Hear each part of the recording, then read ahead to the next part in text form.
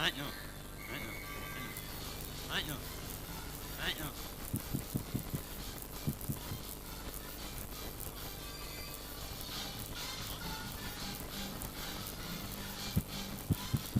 I know. I know. I know. I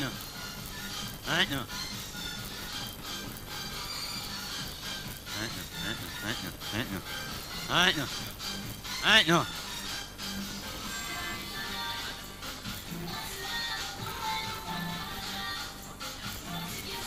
I know. I know.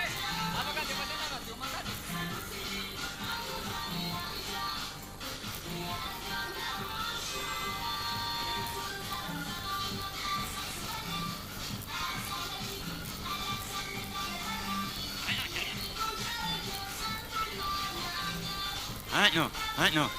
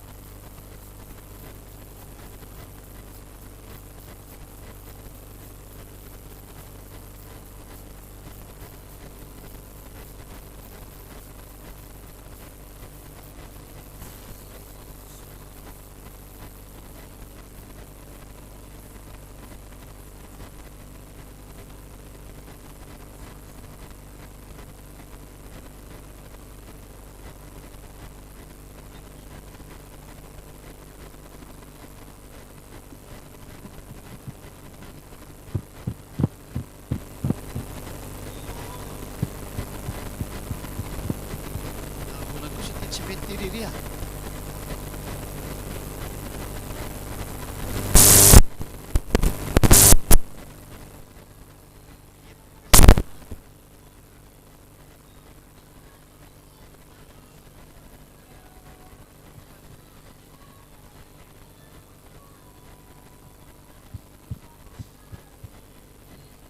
Lasy Kristel mialoha dia mikarakara sakafo ary miaraka amin'ny sy ny maro ianao.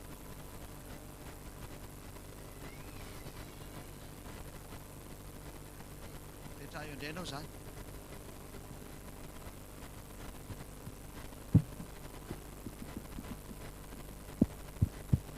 Tsy mandeha ty riria.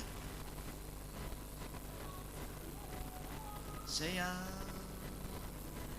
ajanino aloha ilay feonkira e.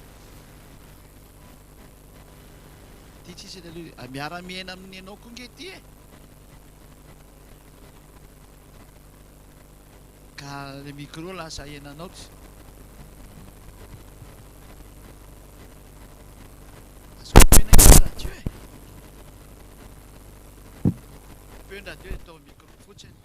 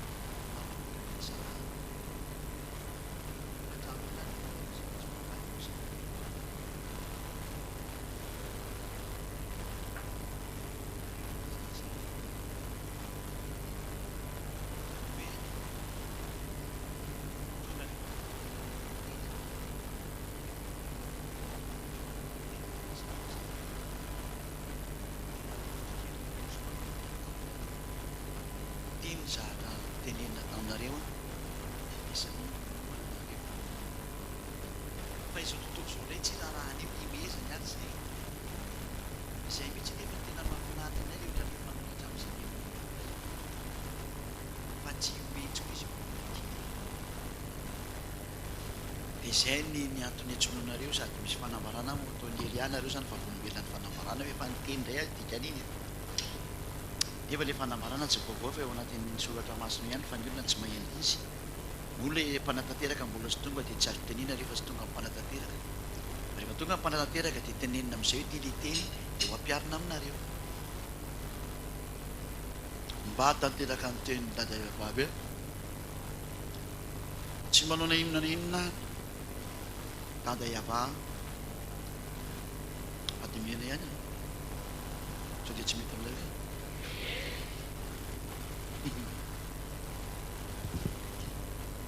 raha tsy milaza ny heviny a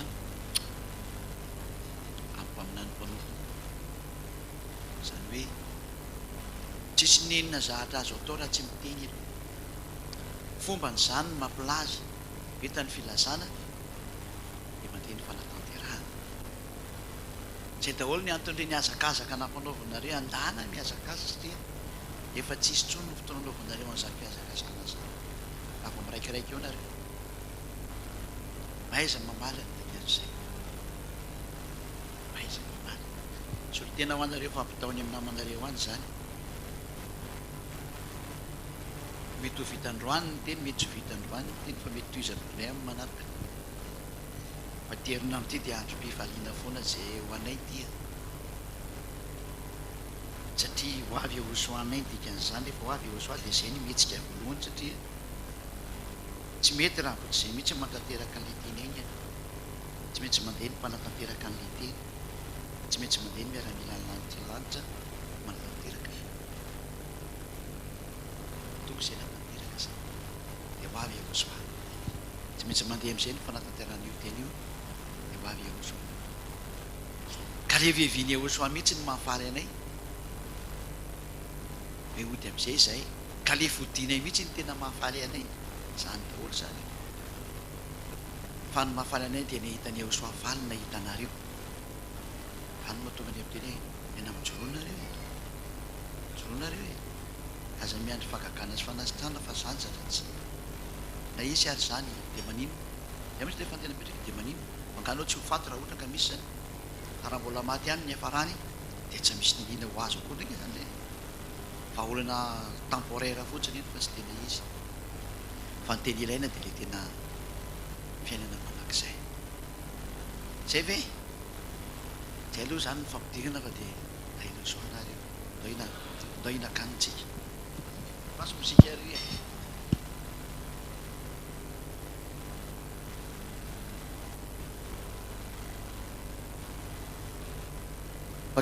afaka mandindina reo anatin'izany hira zany fa tsy dia atao mafy kosa ny fahasamitsika menakavy azo atao mafimafy ihany fa tsy tena mafy loatra.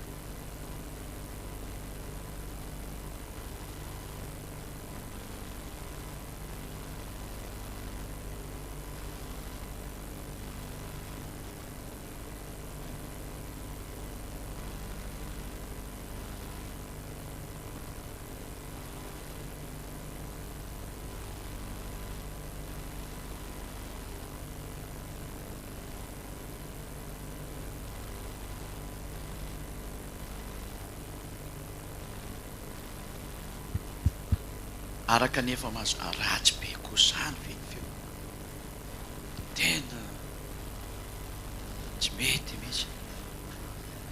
Za nge tsy hitazona micro eto foana kosa, aiza ny kravaty kosa ty ny tsara. Leo re ndeha amity azy, leo re ndeha amity azy. Araka nefa fantatsinareo moa zany ny ava-malala ho tompo.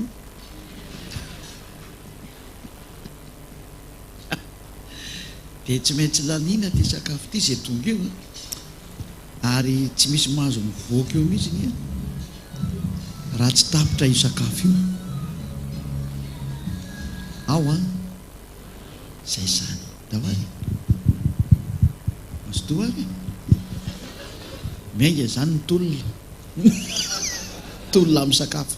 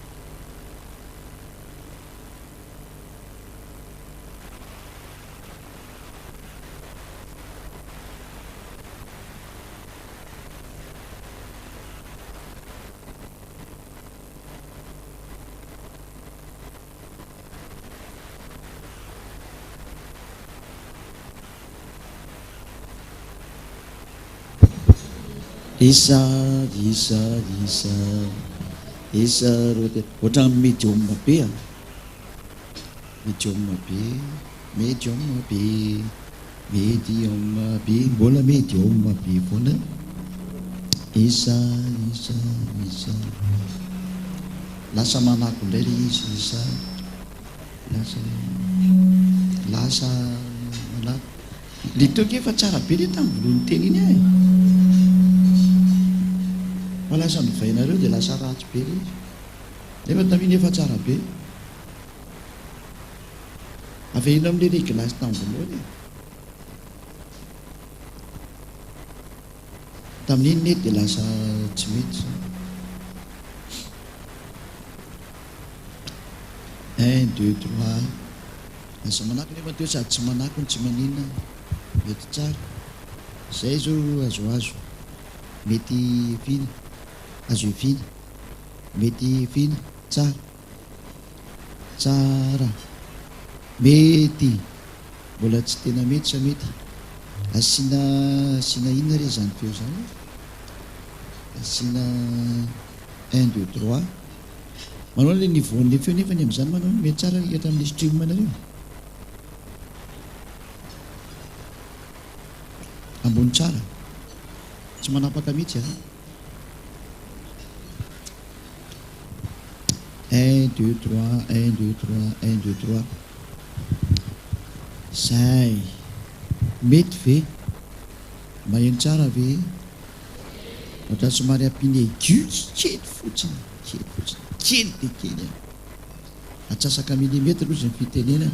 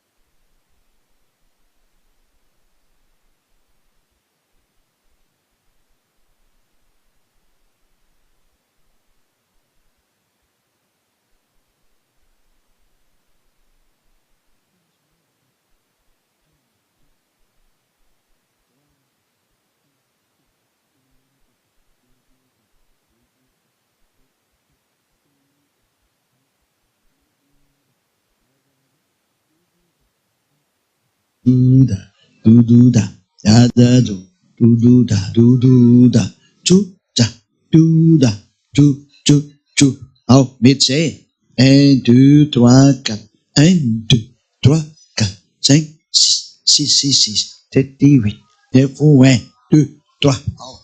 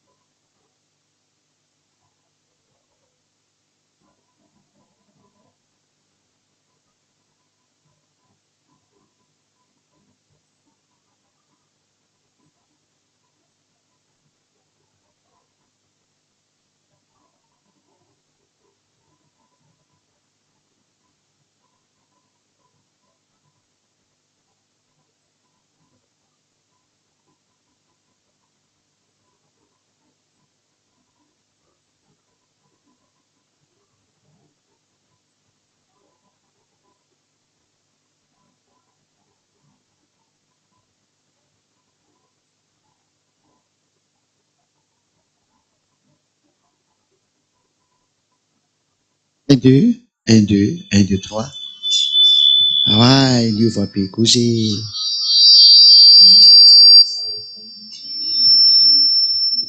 1, 2, 3. Zay a. Mety.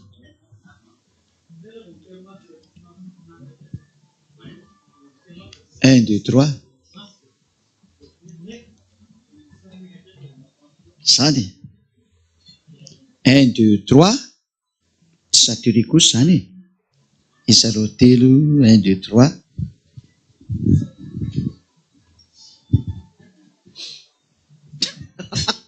Ande misy akitay. Tsara kosa. Zay hoe izy io ambony io.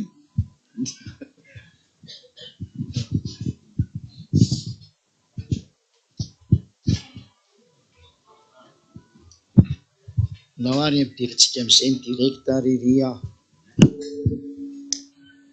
Mety ve Riri?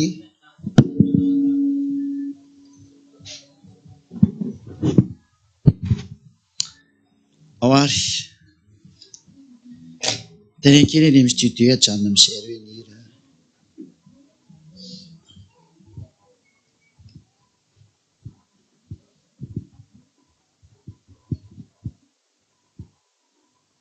Mety ve Riri?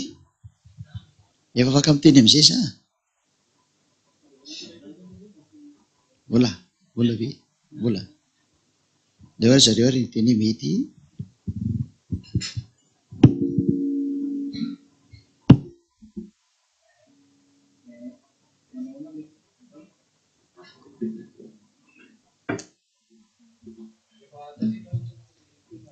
Mazava tsara ve le feo zareo?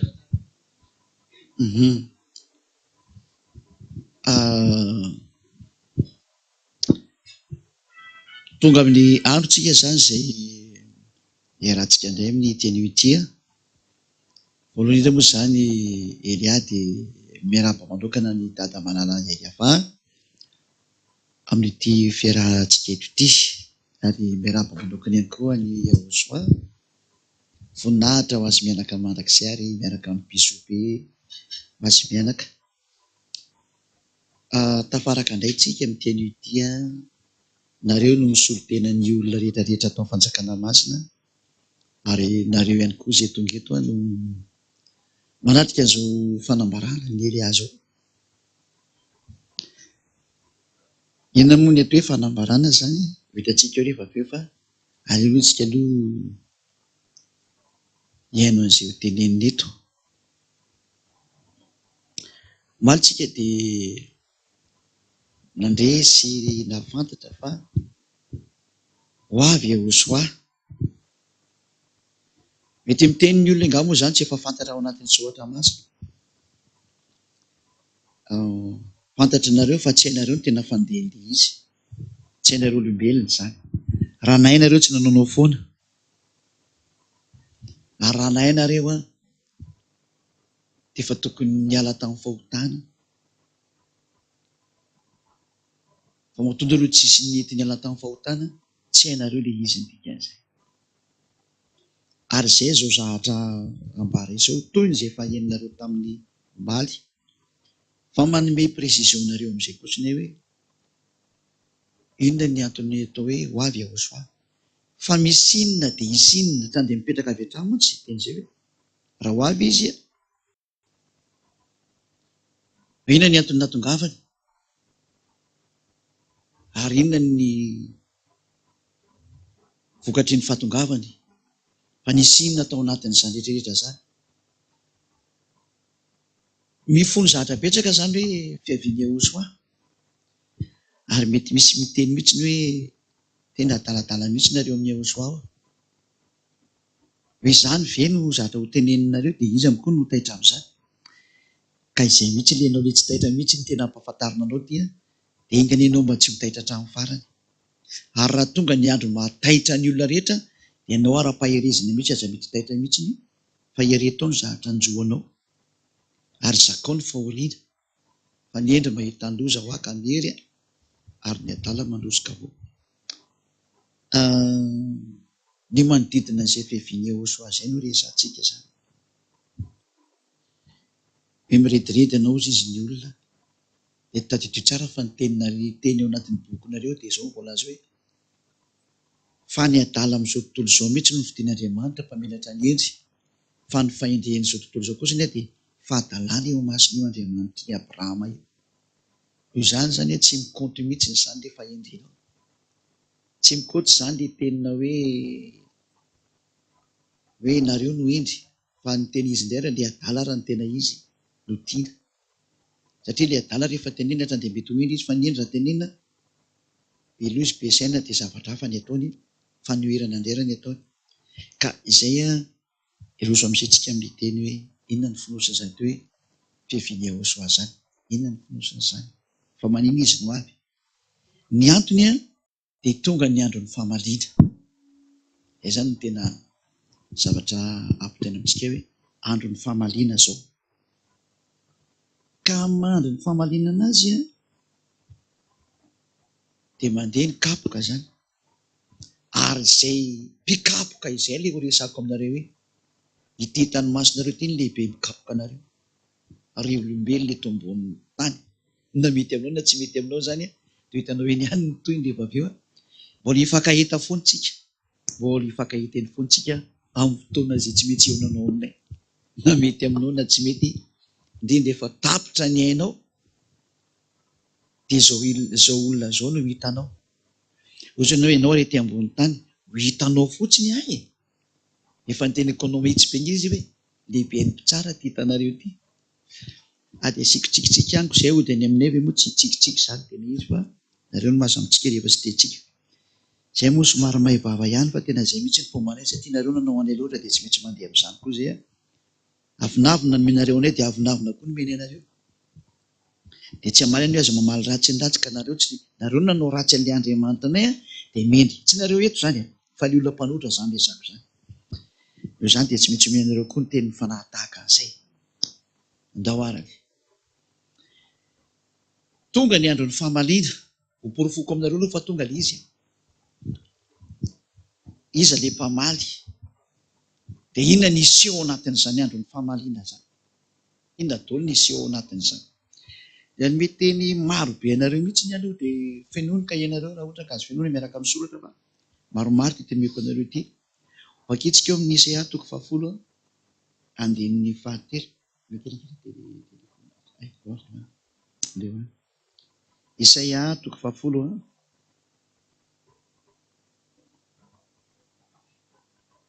dia sady mamaky an'ilay tenitsika zany miaraka amiko nareo manolotra ny kaony tokantrano satria tonga ny fanatanterahana antony teny tony. Araka ny teny Ahosoa hoe izany mba tanteraka izay rehetra voalaza ho amin'ny andro fahamaliana. Satria tonga izany ilay andro ny fahamaliana zao. Isaia 10 andininy 7 moa ilay teneniko teo. Andininy 7. Ary ahoana ary no ataonareo rehefa amin'ny andro ny fahamaliana? Sy amin'ny fandravana izay avy any amin'ny lavitra. Ho any amin'iza no andosiranareo hamonjy anareo? Ary aiza no hametrahanareo ny harenanareo? Mazava zany eto fa tena petraka mihitsy izany teny hoe misy ny andro ny fahamaliana. Ary dia hoe aiza ny andosiranareo? Ary hopetraka anao aiza ty harenanao be ty? Ho anareo mpanan-karena sy ny manana ilay harena nangonina efa miteny anareo hoe apetraka anareo aiza ty harenanareo ty? Izany mahatonga ana manoro hevitra ny ondrikely hoe maiza mamantatra ny tokony atao fa tena tonga ny farany. Zay. Lorentsika hijery teny manaraka, mandray teny foana nareo dia fotoanareo raha ohatra moa amin'ny fotoana manaraka dia antsika ny Isaia 10 andininy 5 vakitsika. Isaia 10 andininy 5 dia vakitsika indray zay ny voninahitra tadayava azy. Isaia firy misy teo 7 andininy 5. Isaia 10 andininy 5. Avy amin'ny avatompony maro ny aviany fahamaliana dia kotrokorona sy horohoro-tany ary rondroana mafy. Tadiso tafio-drivotra ary lelafy mandevona. Izany ny zava-misy an'izay. Izany ilay andro ny fahamaliana, inona ny zatra no miseho ao zany? Dia zao le zady eseho akotrokorana, horohorontany, firondrona mafy, tadio sy tafio-drivotra ary lelafo mandefana. Rehefa mandeha zany io fahamalina io, so dia tsy anareo olombelona fa reto daholo ny zady eseho anatiny io. Tsy hoe avy any amin'ny hiavan-tompony maro ny haviany fahamalina, iny any ao anatiny eo, kotrokorana. Dia tsy gaga tsika rehefa mandeha tokoa ny fahamalina fa miseho zany zata zany rehefa miseho dada iava. Raha vao miseho ny avy any amin'ny lantilanitra dia automatika ny fisehoany avy any amin'ny lantilanitra mety kotrokorana mandeha eny. Toy zareo ahita an'izany ve nareo rehefa mandeha nareo? Dia hitantsika eny toy ny fa izay manao fanambarana fotsiny hoe fanambarany Elia, manamafy sy mamerina ny tenin'ny dadako za. Dia ny tenin'ny Jehosoako izay naniraka anahy hoe avereny ny teny manao fanambarana. Dia ataony Elia ilay izy. Avy any amin'ny dada iavany no heviany fahamalina dia kotrokorana sy horohorontany. Efa hitantsika tsara ny horohorontany mandeha be sy ny volcan Popocatépetl tany eto zao, farany teo zao vao tany Italia ny popoka tao anatin'ny fotoanany jerevan'ny olona ny tendrombohitra no nirehitra tampoka ny volcan. Dikan'izany efa manisy ny alina azy eza manatonatona ny renitsony fa andeha mandositra ny renina rehetra rehetra olombelona. Antsoavy ihany no miteneninay fa zay efa miteny fa tonga ny tsy popoka anareo, tena tsy mba tsy popoka na firenena manao fihefety ty fa tena tsy popoka ny taninareo mihitsy ny misy tsy popoka amin'izay. Dia rondrona mafy miaraka amin'ny tadio sy tafio-drivotra. Efa hitanareo daholo ny tadio sy tafio-drivotra mandeha manerana ny rehetrarehetra any ireny. Efa hitanareo tsara ny tafio-drivotra, mamely ny sinina, mamely ny rehetrarehetra. Tsy haiko ireo be dia be fa ny toerana efa tratran'ilay tafio-drivotra miaraka amin'ny lelafo mandevona. Rehefa mbola tsy nahita lelafo moa zany nareo dia hitanareo ny toyny fa efa niteny taminareo ho avy ny afo mandevona nareo. Dia nitselatra izay manenjika olona amin'ny lalak'alena iny, hitanareo daholo zany sary mandeha zany. Fa izay no mahatonga ny Elia manao fanambarana hoe manao fanambarana Elia any amin'ny fampiarana ny teny tonga ny fahamalina. Ka tsy manao na inona inona hiavan-tompony maro raha tsy efa milaza foana ny heviny amin'ny mpaminany mpanompony. Ko ny mpaminany olombelona tahaka anareo raha mbo ampiarina ny teny. Maika ve fa zay ve avy any amin'ny lantilanitra nahatonga anareo olombelona afaka tamin'ny fahotana izay tsy nirarahin'ny olona. Petrakintsika any io fa manao izay tsy nirarahin'ny teny tadidio fa tsy misy zatra mandeha ho azy intsony zao.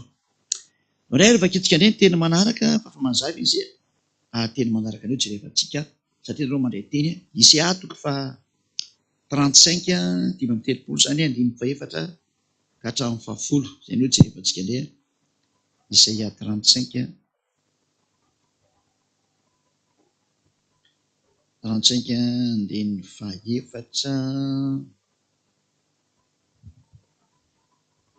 hatramin'ny 7 misy teo, lavalava ihany izy teo. Andiny 4 ka hatramin'ny 10. Lazao amin'izay reraka am-po hoe mahereza dia aza matahotra. Ho an'izay reraka am-po zany dia tena azy hoe mahereza dia aza matahotra. Indro Andriamanitra reo avy mitondra fahamalina, dia ny fahamalina Andriamanitra. Nareo zany fa tena tsindriana mihitsy fa ho avy ny fahamalina, dia ny fahamalina Andriamanitra. Eny izy tokoa no ho avy ka hamonjy anareo ao anatin'ity zany. Dia ampahiratina ny mason-jamba, ampanadinina ny sofiny marenina, dia tsy ambikina tahaka ny derinareo sy ny maro samihafa any zany. Lehibe moa ny teny mandeha amin'izany. Avelantsika eo zany aloha ny hatreo zany. Fa ty tenena aminareo zany dia hoe tena misy ilay fahamalina Andriamanitra zany. Ary tena maly izy, raha ny zatra hitantsika eto tena amaly izy, dia ampy aloha izay aloha hoe janontsika teo izy. Dia mondantsika mbola hitoy ihany amin'ilay teny. Ao amin'ny Isaya indray toko fa 7:20 meko anareo daholo zany ilay teny rehetra amin'izay anareo mahita hoe zatra tsy teny nandalana io teny io fa tena petraka tsara mihitsy. Ny Isaya toko fa 7:20 misy teo. Andiny 7 ndao ary vaketsika indray. Iseho ara ny fitanjahanao, dia ho hita ara ny fahamenaranao. Hitondra fahamalinao ka tsy hantra olona. Nanambara mihitsy zany ty dada iava ty fa tena amaly ao izy ary tsisy tsony ny fiantrano. Tsy misy tsony zany le hoe mba mamindra fo kely zay fa tsisy fiantrahana. Ity fahamaliana ho hitanareo ity manaraka ity zay amarana an-tantan'olombelona dia fahamaliana tsisy fiantrahana, ary didina ny mpamaly tsy hametraka fiantrahana. Dia ny mampiatra an'izany teny zany, satria omeko anareo hoe iza ny hampiatra an'ity teny ity. Meko antsika daholo zany fa aleo alefantsika araka ny zava-pety anazy araka ny teny. Vakentsika indray nisy afirma izy teo.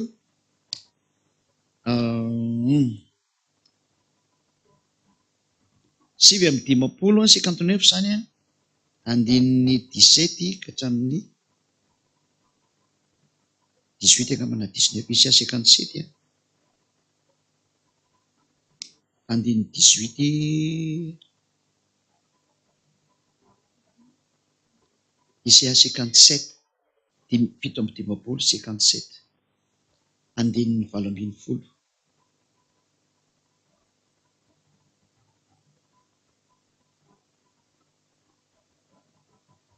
diso mihitsy izany teny andraso kely aloha. 59 lasa 57 iny any jerevako ato. Endaky 59 17 sivy amby dimapolo zany ndraiky izy. 59 17 dimy 18 zao. Ary ny akanjo fahamarina tahaka ny akanjo fiarovan-tratra izy dia fiarovan-doha famonjena no teo amin'ny lohany. Ary dia miakanjo ny akanjo fahamaliana izy. Ireo ny akanjo fahamaliana. Tonga mihitsy ny andro fahamaliana. Ary nandray ny fahasari-piaro ho akanjo ivelany izy. Sady sari-piaro izany ny amaly. Ary ny famonjena eny amin'ny lohany.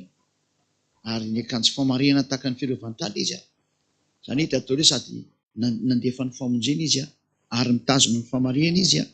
Fa eny amin'ny akanjony kosa dia ny akanjony fahamaliana, ary ny akanjo eny ivelany dia ny fahasaro-piaro izany.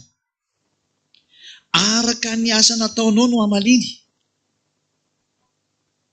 Ity fahamaliana ity zany dia araka an'izay nataonareo olombelona, tsy irairay avy. Izay no mahatonga na mampianatra hoe inona ilay hamalina anareo dia izay nataonareo tsy iray avy ny dikan'izay. Ho an'ny ondrikely dia mananatra zany tena mijoroa ataovy ny fahamaliana. Ho an'izay mandray akosany maiza mitodika, maiza mamantatra ny tokony atao, dia mbola misy ny fotoana hiverenanao hitodika any amin'ilay tena namoronanao. Dia fahatezerana mirehitra ho an'ny fahavalony, fahamaliana ho an'ireo rafiny, hatrany amin'ny nosy dia ho valiany tokoa. Ka tsika dia nosy aloha raha toerana misy ady eto amin'ny nosy. Dia mimaly ianao zany raha nosy Madagasikara fa ianao mihitsy ny nivoan'ny teny, dia eto aminao mihitsy ny andeha zao teny zao. Ankoatran'izay any ivelany rehetrarehetra. Dia fahamaliana ho an'ny rafiny. Ianao izay mihaino anao io tsy nanatony anio soa, ianao ilay rafy eo. Ianao ilay rafiny. Efa mampiomana anao za hoe miomana ianao. Ozany hoe izay tsy matahotra, hitantsika eny any. Raha mahavita mampifarana ny adiny Russie sy Ukraine ianao dia mahery. Dia ny adiny Russie sy ny OTAN dia mahery. Fa ely ihany no miteny hoe tsy maintsy miady ireo ary tsy maintsy mifandravatra amin'ny farany ireo mba hatanteraka ny tenin'ny dadanay. Ka raha mahery ny Andriamanitra ao na ianao dia vao izay teny izay. Dana miara milahatra amin'ny filopenina be dia be ny mpitan-dranomasina mitady hevitra mamy io problème io, dana makany. Dia mahery ianao amin'izay hevitra izay. Saingy efa menay ianao ny valiny, sao dia mba mialatra any amin'ny ianao ny hafarany. Vena tonga izay ary izay tsy misangy ary tsy mitsitsitsony, fa tenin'ny dadanay tsy maintsy ampiarinay. Fahamaliana ho an'ny rafiny. Ary ny atao hoe rafiny dia nanohitra anazy sy nanambany anazy Andriamanitra tsy izy no topoinao. Efa nampianarinay ianao ny anaran'ilay Andriamanitra marina ary hoe ndana manatona azy mibebaka Dao Batisa, Iahosoa no anarany, ary ny dadany dia Iayava. Ka tsy ninonao moa ilay teny dia normal ny fandravana tsy maintsy mandeha any aminao dikan'izay. Izay no mahatonga hoe fanambarana ny amin'ny andravananareo olombelona. Efa ny teny izay dia tsy mifanome tsinitsony satria efa ny teny izay. Isia toko fahenina amby enimpolo indray ny andininy faha 15 sy ny 16. Isia 66 15 sy ny 16. Ny ninany mena daholo tony teny tony mba tsisy afaka handositra tsony nareo olombelona. Hoe tiany miandry ianareo dia tatazo ny valiny. Misy azo 66 ka hatrany amin'ny 16. Fa indro iavà ho avy amin'ny afo, ary tahaka ny tadio ny kalesiny, mba hanao fahamaliana amin'ny fahatezerany rehetra sy ny fitenena mafy amin'ny lafo. Any rehefa mandeha dada aveo ka tena mamaly dia ny azy afoana mandeha. Ary izay ny atao hoe ziady aha Elia. Tsy dada iava zany midiny ety, mbola mioko anareo ny teny tsy midiny ety zany izy. Anao iny ety intsony moa izy. Ny tany ny fitoeran-tongony, ka ahoana moa ny ahafahany miditra amin'ny fitoeran-tongotra iny? Zatra fitoeran-tongony ve dia ahafahany miditra? Tsy mety aminy dikan'izany. Ao amin'ny 5:12, fa ny afo sy ny sabany no entiny avà ifandahatra amin'ny nofo rehetra, ka maro no voaringany avà amin'izany. Zany ny fomba fanaovan'ny dada iavà ny fanampotena rehefa tonga ny fandringanana io, araka an'izay efa zao ampitaina aminareo zao. Afo no mandeha. Lery vaketsika toy ny manaraka: Jeremia 9:7, 9 ka hatramin'ny 10. Jeremia 46, Jeremia 46, 9 ka hatramin'ny 10. Tsy ho afa mandositra ny hainga-tongotra, na ho afaka ny mahery any avaratra eo amon'ny Eufrata, no atafitondra sy alavo azy. Ohatra daholo moa zany toy ny amin'ny fahamaleny dada iavà rehefa mamery izy. Fa iza moa zato mizotra tahaka ny nely, ary ny onjany misambaravoara toy ny renirano? Egipta mizotra tahaka ny nely, ary ny onjany misambaravoara toy ny renirano. Ary hoy izy: hizotra aho ka hanafitra ny tany, aringako ny tanàna sy ny mponina ao aminy. Miakary ianareo ry soavaly, ary miriota toy ny adaly ianareo ry kalesy. Aoka hivoaka ny lehilahy mahery, dia ny Etiopianina sy ny Libianina izay mitany ampinga, dia ny Lidianina izay mitana sy manenjika tsipika. Fa izao andro izao dia any avà tompony maro, ho andro fahamaliana hamalian'ny fahavalony, ary ny sabatra hinana ka voky sy ho mamono rano ireo. Fa ny tompo dia avà tompony maro no mamono zatra atao fanatitra avy any amin'ny tany avaratra ao amoron'ny Eufrata. Eufrata zany dia ny amin'ny faritry ny Turkia zany no miainga, makivaky ny tany arabo rehetrarehetra iny, ary mienjera any amin'ny ranomasina any ny afarany, any amin'ny faritra ny tsaiky izy nakaiky ny raha midina any ambany any zany, any Iraka zany, misy varina anaty ranomasina any zany, kaikaiky ny Koeta iny angamba izy iny, diso. Dia voalaza ato amin'ity teny ity fa tena vohatra ny avaratra. Ahoana ilay fomba namelezany teo? Inona ny sabatra? Ary fifamonoana no drahatra hitranga amin'izany sabatra zany ike. Tafiditra ohatr'izany ny Etiopianina, ny Libianina, ny Afrikanina zany tafiditra ny dikan'izany.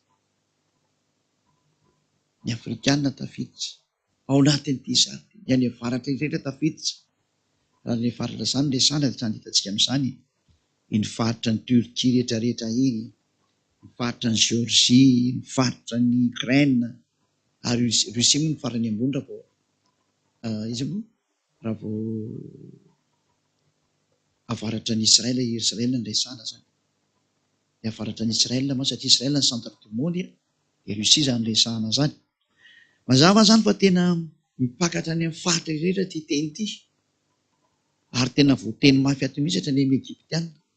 Haintsika tsara fa ny Egyptianina zany ny fahavalo voalohany dada iavà zany, raha ny fanetra tamin'ny Mose. Rehefa ny teny eto nefa mbola mivereny, ho tonga hatrany Egypta foana ny resaka.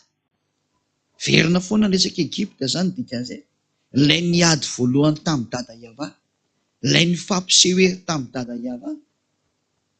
Mazava ho azy zany fa ny lalan'ny Elia tsy maintsy tonga hatrany koa ny dikan'izay, ary mety hamarana ny lalan'ny Elia any Elia raha amin'izao sary mandeha zao fa satria tany ny aingany ny ady ny dada iavà sy Joshua tamin'ny mpaminany ny bala voalohany, io ny sahy nanohitra ny dada iavà voalohany, Tao zany no miseho mahery amin'ny fahefana sy ny hery amin'le hoe resaka mahazia sy ny maro samihafa. Hitanay eo ny herinareo fa lefaso ny herinareo ary. Zany rehetra zany dia araka ny voateny eo amin'ny boky ny Lioka toko 2:22 hoe fahatanterahany teny daholo zao zany hitantsika zao. Lioka 21:22. Raha ohatra hoe misy olana kely dia mateny ihany satria za tsy mahay ninina. Lioka 21:22 na ny amin'ny fandefasana ny feo zany na ny sary. Lioka 21:22 sy narianareo foana za. Lioka 21:22 fa ireo dia andro fahamaliana mba hatanteraka an'izay rehetra voasoratra. Misy zany ny fahamaliana dia ho tanterana daholo toy ny voasoratra rehetra izay hitanareo sy heninareo teo zay. Zay efa hainareo zay zany le ho valiana daholo zany, ho tanterahana. Fa izany izy dia andro fahamaliana mba hatanteraka an'izay voasoratra. Efa nisoratany mpaminany izy, efa nambarany mpaminany izy dia manamafy amin'izay ny mpaminany farany. Ilay iraka farany zay tsy avy aminareo intsony fa ilay avy any amin'ny lanitra ny lanitra. Ilay tsy tianareo olombelona miteny anazy fa izay ny marina aminay dia izay tsy mitsy miteny momba anay. Fa izay tsy mpandainga ohatra anareo. Fa izay tena miteny marina aminay. Izao zahay dia teneneny marina aminay avy any amin'ny dadanay zay tsy azo lelay ihany zany fa manimba anay zany ary tsy mety aminay zany raha hiteny zavatra mihoatra an'izany zay satria manimba ny fahamasinanay zany. Zay tsy afaka hiteny zavatra tsy misy eo aminay fa ny marina ny tenenay. Mino nareo tsara, tsy mino nareo fa napita fotsiny dia vampo zay. Tsy voatery ino koa nareo ny fahamarinana. Olotoizantsika ary daholo ary ilay fanambarana. Inona ilay nambara dia inona ilay ho ambara. Ary inona ilay mafitsina ny amin'izay hoe fahamaliana. Ezekela toko 7:1 ka hatramin'ny 5. Ezekela toko 7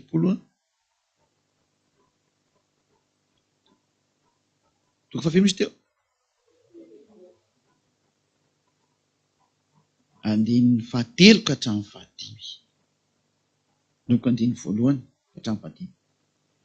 1 ka hatramin'ny 5. Ary tonga tamiko ny tenin'ny havanana hoe ry zanak'olona maminanika ataovy hoe izao no lazainy ny havatompo. Midradradrandray ianareo indrisy ny andro. Mampalahelo zany ty andro ty. Fa efa atombotra ny androny. Eny, atombotra ny androny avana. Dia andro mandraona sy fotoana hamaliana ny jentilisa. Ireo antsy mieritreritra hoe ny Israeliana no valiana amin'ity fa tena ny jentilisa mihitsy no valiana. Izay no nandehanana ny Eliana ka any amin'ny jentilisa. Ary mbola manohy ny asako sy ny diako makany amin'ny jentilisa. Fa mifarana ny malagasy tsy miasa eto amin'ity malagasy ty intsony Elia. Rehefa tapitra ny batisa amin'ny 2026. Zay ny farany. Efa 10 taona ny asa teo aminareo fa tsy nirarahinareo. Zay koa tsy mbarah. Samy miaraka tsy mifampiraharaha intsony tsika ao nombo zao. Hitantsika eo ny toy. Zay. Fa hisy sabatra tonga indray avy any Egypta sy fangororona fatratra ny Etiopia. Aie. Zany Egypta zany efa itsika teo ny tantara. Ary Etiopia zany ny voalaza rika hatramin'ny fiarahana amin'ny Rosia zany. Raha ndraisantsika ny boky Ezekela toko 7:30 fa tafiditra ao mihitsy ny Rosia miaraka amin'ny Afrikana dia soloan'ny Libia sy Etiopia tena. Ary ao anatin'izany ny Iraniana izay lazainy hoe persa ao anatin'io fotoana io. Tafiditra nefa n'izany sary zany hoe miomana daholo nareo zany. Fa ny fahamalinan'ny Rosia moa dia efa hainareo fa mbola aveliko indray iny amin'ny fiarahantsika manaraka zany hoe ny fiarahantsika manaraka zany dia mazava ho azy fa hitantara ny ady farany eto amin'ity aminareo ty hoe ty ny adinareo ty dia hatreo. Fa hisy sabatra tonga any Egypta sy fangororona fatratra avy any Etiopia. Raha miampatrapatra ny Egypta ny voatrapaka. Ary ho lasa ny hareny sady rava ny fanorenany. Etiopia sy Libia sy Lidia sy ny olona samy hampafirena rehetra sy ny Kobianina. Ary ny zanak'iny tany vita fanekena dia hiaraka ho lavitsavatra aminy. Vita fanekena tamin'izy, vita fanekena tamin'ny devoloko. Nefa tsy maintsy hifanaiky amin'ny devolonareo, kinareo ny vavanareo miteny ratsy, mijangajanga, ny faharatsiana ataonareo, ny adalana ataonareo. Ngatsy efa vita fanekena tamin'ny devolonareo ny dikan'ireny sary eny. Ianareo ny aran'ity loza ty. Dia ny zanakely vita fanekena tamin'ny faratsiana zany ny dikan'izany, hiaraka ho lafin-tsapatra aminy. Tonga ny andron'ny fahamalita. Andeha izay aina tanteraka azy izany. Zareo no hitanareo maso aloha. Ny ankoatranahy tsy hitanareo sady tsy ho hitanareo mihitsy izy. Zareo no natao hitan'ny masonareo. Joelina toko voalohany, andininy 2:12, izany amin'ny 5:12. Joelina raisy daholo toy ny teny toy ny filainareo toy rehefa tsy hitanareo intsony. Joelina toko firy misy teo? Dia andininy voalohany ka hatramin'ny 5. Izay ny teniko teo. Aso averiko aloha. Joelina toko voalohany andininy 12 ka hatramin'ny 15. Za koa dia manao tsenjery an'izay tamin'ny masoko fotsiny. Andininy 12 ka hatramin'ny 15. Joelina 1. Maina ny voaloboka, malazo ny aviavy. Malazo koa ny ampongamben-danitra sy ny rofia. Hatrany amin'ny paoma aza malazo daholo zany. Dia ny azo rehetra any an-tsaha. Malazo ny fifaliany zanak'olombelona. Ay, feno malazo ty zavatra ty. Malazo daholo ny zavatra rehetra zany. Mihinana ny fahoriana ho anareo olombelona. Malazo ny fifaliany zanak'olombelona. Andininy 5 misy teo. Misikina sy mitomaniry ianareo mpisorona. Midradradradrada daholo nareo mpanao fanompom-pivavahana eo amin'ny altara. Ho anareo izay milaza fa mpivavaka mpitondra fivavahana. Tsy any Israela rery no mipaky izany fa raha ty aminareo mpanaradian'i Jesosy sy ny maro samihafa. Izany mpanaradian'ny alà rehetrarehetra io, manareo. Mpanaradian'ny Boda rehetrarehetra io. Ry Ganesy ry Brahma, mimanareo. Andeha mandry eny amin'ny lamba fisaonana, mandritra ny alina, ianareo mpanao fanompom-pivavahana ho an'Andriamanitra. Fa hatapaka tsy eo amin'ny tranon'Andriamanitra ny fanatitra hohanina sy ny fanatitra hidina. Manamasina ny fifadian-kanina, miantsoa ny fivoriana masina. Angony ny olona sy ny mponina rehetra amin'ny tany ho ao trano ny havan'Andriamanitra reo. Dia andeha mitaraina amin'ny havana reo, indry sy ny andro. Fa efa tongotra ny andro ny havana. Ka tahaka ny loza tsy toa avy amin'ny tsy toa ny fiaviany. Ny tanina ihany zany le olona, ndana aloha mba mieritreritra dia misy. Kanefa ny indrisy. Tsisy nentina nanatona an'izany hava zany nareo. Lozanareo nanatona ny Jehovah nataonareo, nanatona ny Alà nataonareo. Manatona le Andriamanitra mpamonjy fa tsisy ny aino ianareo. Afa-tsy le ondry kely ny ao soarera ny bahaliana.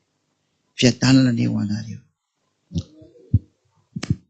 Nao indray toizantsika rahan-teny fa tsisy nentiny aino fa raha neny tokoa ireo tsy efa tonga hatramin'ny ela. Nareo ihany ary nanao an'ity ohatra ty hoe akotsina ny any ohatran'izay. Lany mikary. Inatsoa no maintenaina. Nefa ny an'izany dia miezaka ihany satria mbola misy andro vitsivitsy, ohatra mbola misy 70 sy 200 andro raha tsy diso dia misy azo antenaina ihany angamba ny sisany amin'izay azo antenaina any. Joelina toko 2, andininy 1 ka hatramin'ny 12. Joelina toko 2, andininy 1 ka hatramin'ny 12. Tsofi aho ziona ny andromara. Miantso mafy ao tendrombohitra masina. Aoka angovitra ny mponina rehetra any amin'ny tany. Tsy ao ziona rehetra zany fa tena momboatra any amin'ny tany rehetrarehetra. Fa avy ny andro ny hava. Efa tongotra izany andro izany. Matoa izay miteny ohatran'izao. Dia tahaka nataon'i Jeremia mpaminany rehefa ho avy Nebokadnezara meny, dia teny Jeremia hoe, mbo miteny aminareo ihany ange zahay. 7 taona no niteny taminareo fa tsisy nentiny iainonareo. Taorian'izany teny izany dia tonga Nebokadnezara namely n'Israely ihany. Dia mbo miteny koa Elia tena marina, ziady aha Elia. 70 taona izay no niteny taminareo olombelona raha ny teto Madagasikara. Efa nalefako tamin'ny internet ny teny, efa nandefa fanambarana za fa tsisy ny iainonareo. Efa nandombaravarana mihitsy ny ary zay hatrany Amerika fa tsisy ny iainonareo. Nandombaravarana zay tao Inde ary mbola mitohy mandrakizao. Nandombaravarana zay tany Congo mandrakizao mitohy. Nandombaravarana zay tany Togo fa tsisy ny aino. Nandombaravarana zay maneran-tany mandefa ny internet mbo hainoana tsisy miraharaha. Tsy mampaninina. Fa avy ny andro ny ava zay efa tombotra ary zany. Dia andro maizina sy manjombona. Dia andro ty dia maizina ho anareo ary manjombona ho aminareo. Andro mandrahona sy maitso-pito. Toy ny fahazavan'ny maraina miely manerana ny tendrombohitra. Dia fehina lehibe sy matanjaka tsy misy tahaka azy hatrehatrehany. Sady tsy misy tahaka azy intsony eny aorinany hatramin'ny taona ny taranaka faramandimby. Io ary le resaka io. Ito ary le andro maizina ito. Andro manjombona ito. Andro mandrahona sy maitso-pito. Fa toy ny fahazavan'ny maraina miely manerana ny tendrombohitra. Io zany hoe tahaka ny mazava manomboka manerana ny tendrombohitra. Dia misy firenena lehibe sy matanjaka tsy misy tahaka azy hatrizay. Sady tsy misy tahaka azy intsony eny aoriana hatramin'ny taona ny taranaka faramandimby. Fa eo alohany misy afo mandevona ary eny aoriana misy lafo mandoro. Tahaka ny sahidena ny tany eo alohany. Fa ny eny aoriana kosa dia tahaka ny efitra foana. Eny tsy misy tsy azony. Mitarehy-tsoavaly ny tarehiny. Tahaka ny firiotry ny mpitaingin-tsoavaly ny firiotrany. Tahaka ny figorodon'ny kalesy ny etapy ny tendrombohitra ny figorodonany ny fitsambikimbikiny. Sy tahaka ny fiporiporitry ny lelafo eny amin'ny haitanety. Ary tahaka ny firenena mahery voalamina ihady. Eo anoloana dia raiky tahotra indrindra ny firenena. Ary ny tarehy rehetra dia mivalo arika. Mitsarapaka tahaka ny lehilahy mahery izy. Ary mananika ny manda tahaka ny mpiady. Samy mandroso amin'izay hitsiny ka tsy vakilarana. Tsy mifanosika izy fa samy mandroso amin'izay hitsiny. Ary na dia miezaka mamaky ny sabatra ary izy dia tsy mamety voaratra. Mifamoivoeran'ny tanàna izy ka miazakazaka eny amin'ny manda. Mananika ny trano izy. Miditra am-baravarakely toy ny mpangalatra. Eo anoloany dia miororo ny tany ary mizongozona ny lanitra. Ny masoandro sy ny volana tonga maizina ary ny kintana tsy mamirapiratra. Fa iava dia mahatonga kotrokotroka eo anoloanany miaramilany. Fa lehibe indrindra ny tompony ka mahery izay manatanteraka ny teniny. Fa lehibe sy matahotra indrindra ny andro ny ava. Ka iza ny mahatanty an'izany? Miainga ny miaramila fa resaka miaramila dia resahana eto ity. Miaramila ny rano. Fa tahaka ny fiposahany mazava io izy ny fiposahany zareo reto. Dia reto miaramila reto izay tsisa fa manoloana anareo ny lehibe.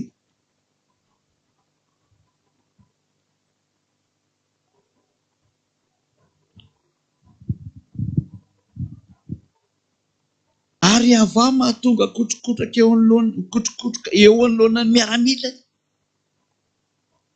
Fa lehibe indrindra ny tombony. Ary mahery izay manatanteraka ny teniny. Misy tombona miaramila efa voalaza eto. Oriverenako kely moa izy io. Ary io tombo io no manatanteraka ny baiko. Fa lehibe sy matahotra indrindra ny andro ny ava. Ka ity andro ity zany dia misy miaramila manatanteraka anazy. Raha ny jerevanareo ny sary dia averiko ny mandihy izy dia mba ho tadidinareo tsara. Inona daholo ny zavatra miseho amin'ny zareo reto?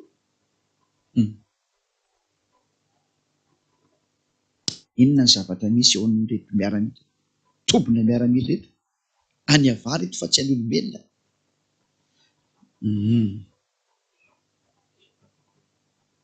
Toy ny fahazavan'ny maraina miely manerana ny tendrombohitra. Dia firenena lehibe sy matanjaka ka tsy misy tahaka azy hatrehatrehany. Sady tsy misy tahaka azy intsony hatramin'ny taona ny taranaka faramandimby. Tahaka ny zavatra goavana be tena tsy azo resena mihitsy izany. Tsy azo toerina mihitsy. Eo alohany misy afo mandevona.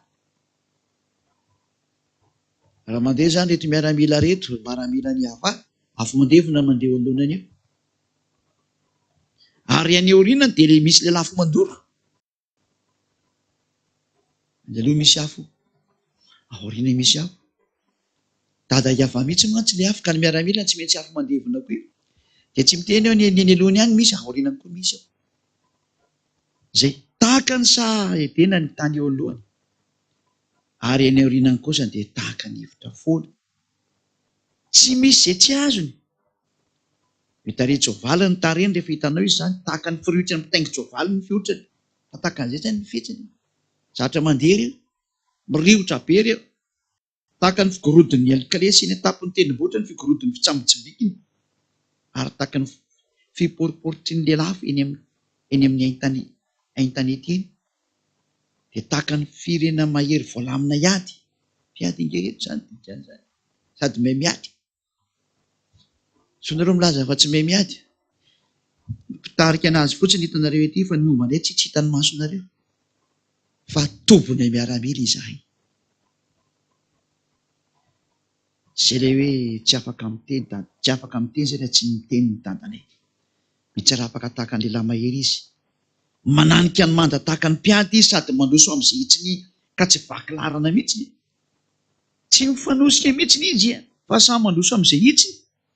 Any hoe zay nandefasana ny tsirairay avy dia samy mandeha tsisy miemotra. Zay ny mamiaramila azy ary manana toby izy. Tsy toby ety amin'ny taninareo ity kay tena hoe aiza ny tobinareo? Tsy hitanareo ety izy.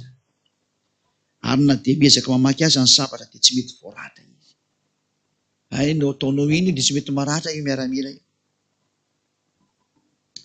Mifamoivoeran'ny tanàna eny izy. Miazakazaka eny amin'ny manda rehetra izy, mananika ny tany izy dia miditsy eny am-baravarakely toy ny mpangalatra. Ina moa zany ny azo atao amin'izany? Fa mieritreritra azy tiany tenenina fa miatra aminay zany teny zany. Ampiarinay moa ny tena marina ny teny satria tantara momba anay zany. Ary eo anoloana dia miororo ny tany. Tsy maintsy miororo nareo rehefa miatra ity teny ity satria izany izahay. Izay no mahatonga ny Elia manao fanambarana amin'ny mpanjaka an'izao tontolo izao. Akambany ny herinareo raha mahavita manohitra an'izao teny izao nareo fa rehefa tsy hainareo izy maiza mitodika. Eo aloha dia miororo ny tany ary miozongozona mihitsy ny hatrany amin'ny lanitra.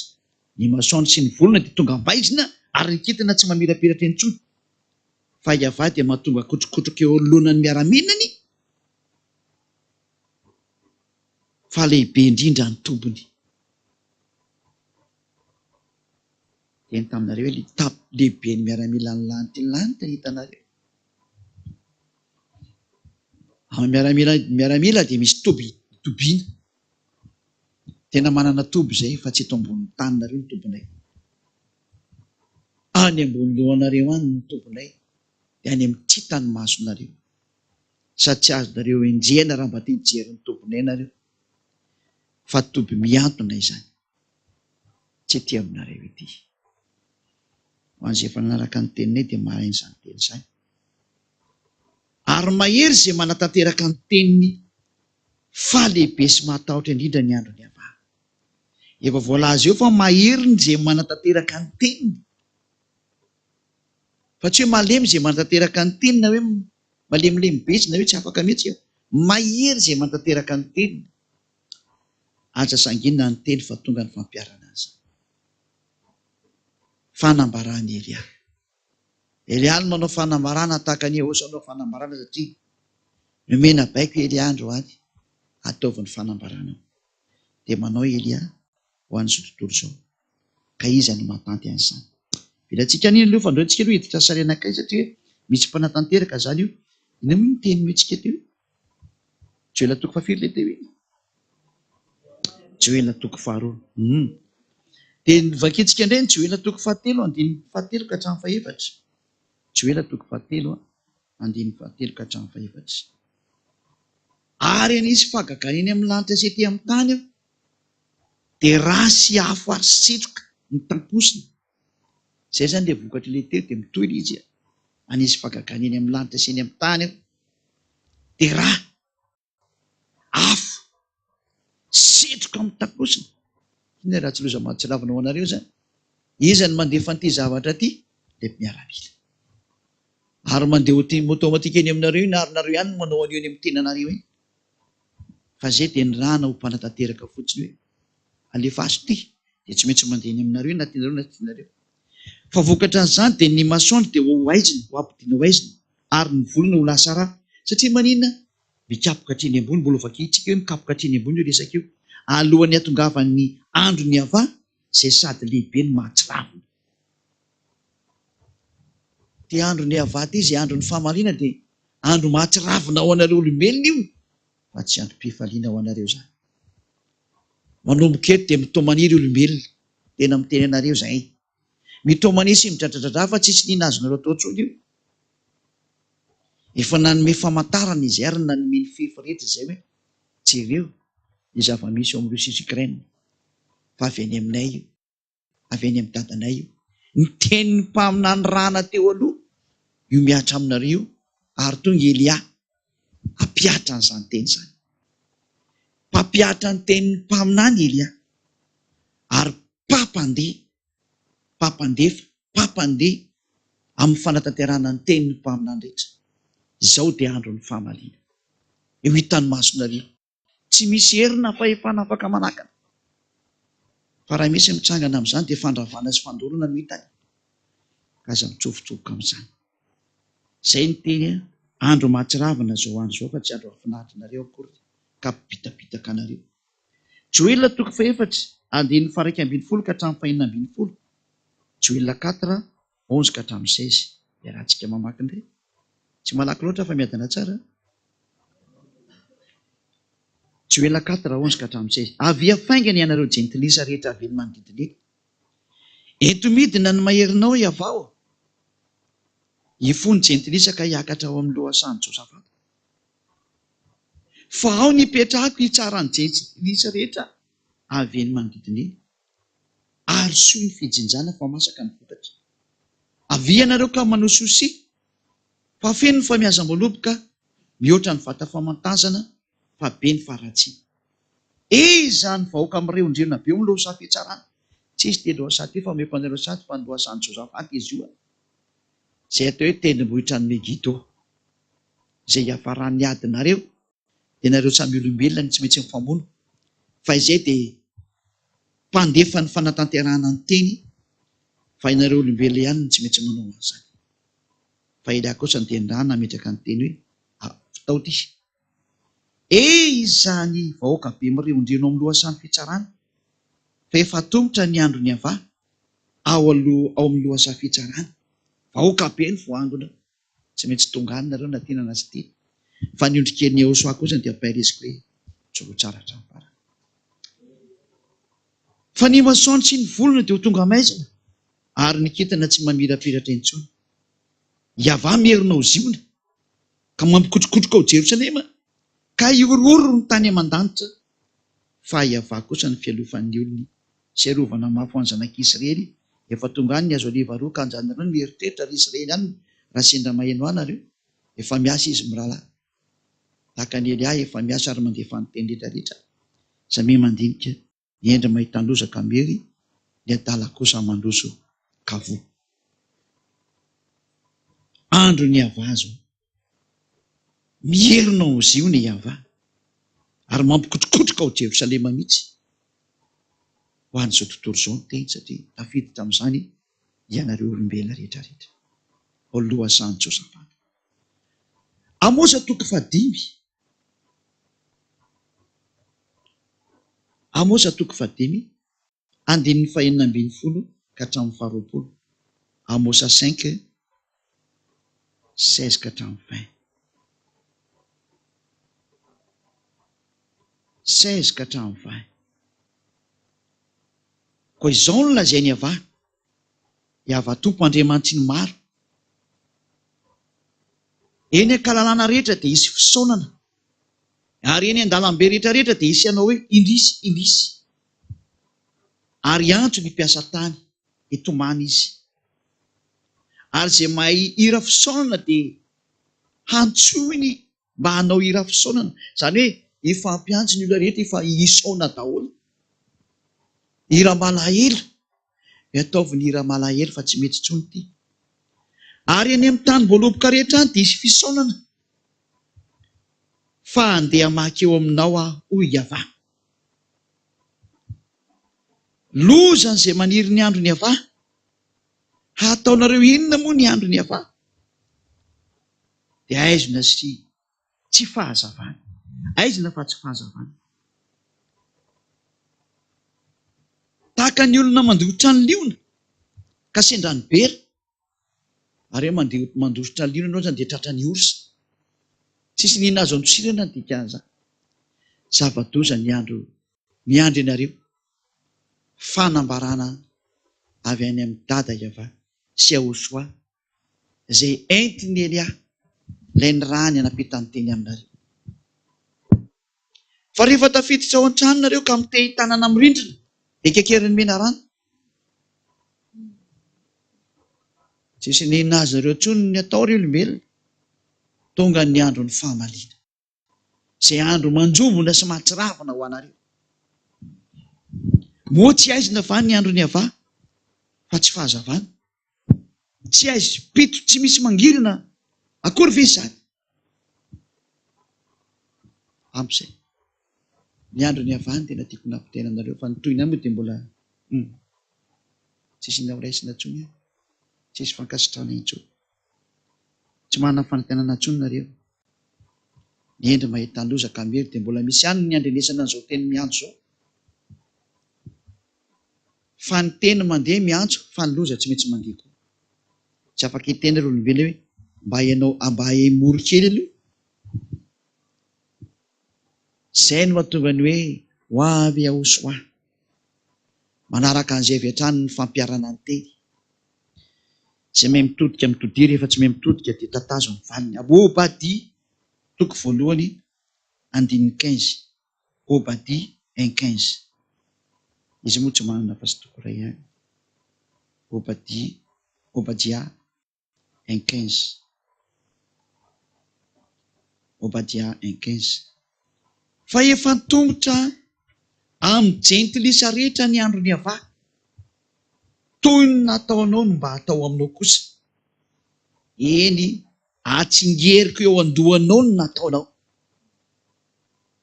Izany andro ny ava zany, izay andro fahamaliana egalina, famerenana eo andohanao no nataonao. Samy mitady. Ratsy ny nataonao dia tatazo. Tsy nety nanaraka an'ilay Andriamanitra Abrahama Iava izay tsy tia ratsy ianao, fa nanaraka an'i Jehovah sy avy sy ala sy ny Boda sy ny maro samihafa, dia tatazo ny valiny. Parenthèse kely, mamena kely zavatra hoanina fa ohatran'ny te hihinan-kanina kely. Mandra-pahatonga an'izany nefa dia toizantsika any aloha, sady tsara be mihitsy ity gogo telo mandra-pahatonga ny toiny.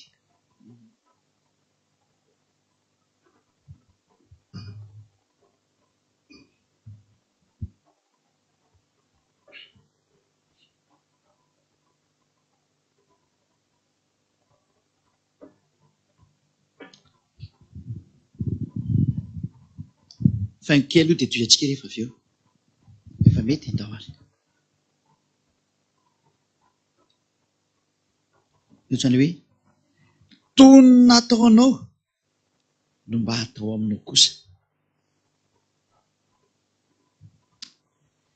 Toizantsika indray ny teny Zefania, amin'ny teny frantsay dia hoe Sophonie, na hoe Zefania 1:14 ka hatramin'ny 18.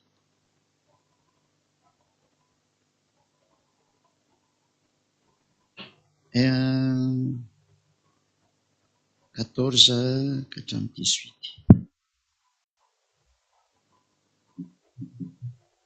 Vakitsika ary. Efa tongotra ny andro lehibe ny ava.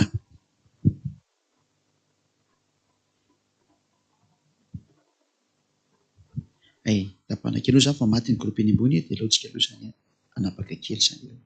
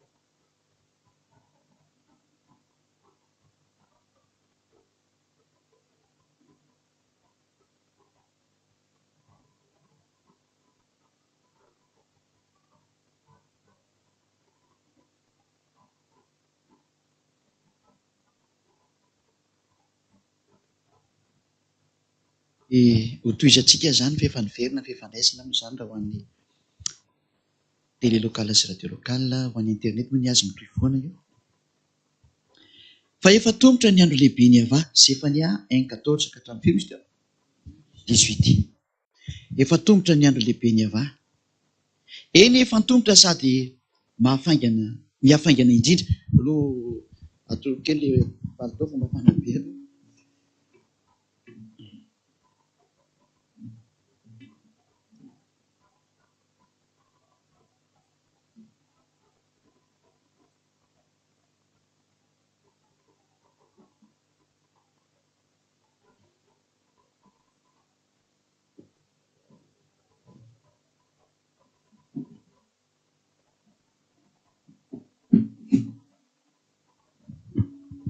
Tahotra izy amin'izay. Efa miantombotra sady mihafaingana ny indrindra ilay andro ny avaza. Izany zavatra misy eto zany. Indray feo ny andro ny ava. Ny lehilahy mahery dia mitomany mafy any. Andro fahatezerana izy zany andro zany. Andro fahoriana sy fahalailovana. Andro fandravana sy fanafoanana. Izany hoe ity andro ity zany dia zavatra fanapotehana, fandravana. Tsy misy zavatra tafapetraka intsony eo ny dikan'izany. Andro maizina sy manjobona. Andro mandrahona sy maizim-pito. Andro fahaveloman'ny anjomara sy ny akora, hamelezana ny tanàna mimanda sy ny tilikambo avy eny amin'ny zorony, ary ampahorin'ny olona ao, andehanany toy ny jambo. Izany hoe ny olona rehetra zany dia ho alefa tahaka ny jambo anareo. Satria efa nanota tamin'ny ava izy, ny rano dia ho ahidina toy ny vovoka, ary ny nofony toy ny zezika. Tsisy ninona ho raisinareo zany zavatra zany eo lehibe. Na ny volafotsiny na ny volamena dia samy tsy havonjy azy amin'ny andro hatezerany ava. Tsy mahavonjy anareo zany ilay volamenareo sy ny volafotsiny sy ny tranonareo sy ny tomobilinareo sy anananareo, fa imehezana fotsiny nareo dia imehezanay. Izay no misolo tena ny dadanay. Fa ho levon'ny afo ny fahasarom-piarony tany rehetra, fa ho levon'ny afo ny fahasarom-piarony ny tany rehetra, fa fahafonganana, eny fahafonganana tampoka tokoa no ataony amponina amin'ny tany. Ho fongana ianareo. Tonga izay aina tanteraka an'izany fa zareo no hitanareo. Izay no mahatonga ny Elia manao ny fanambarana. So matsinareo tahitra hoe ahoana kosa tsisy ny teny, efa ny teny fa saingy iza moa ny henin'ny teninay, fa taka ny tsy laizanareo ny henin'ny teninay foana i. Dia tonga aminareo tapoka koa ny hatezeran'izay milaza nefa tsy nety ny heninareo. Dia tonga ny andron'ny fahamaliana. Tatazo ihany fa izay moa ny marina. Malaka toko 7, andiny 7:20 sy ny 8:20. Malaka 3, 23-24. Satria moa tsika aty an-trano dia afaka mihinana ihany, ianareo koa afaka mihinana.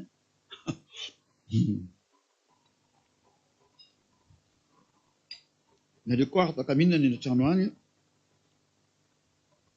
Tonga ny andro ny ava dia mihinantsika aloha. Sa tsy mety aminareo?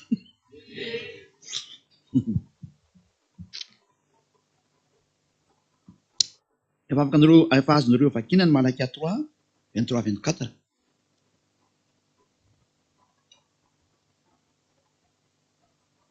Za mbola mihinana kely.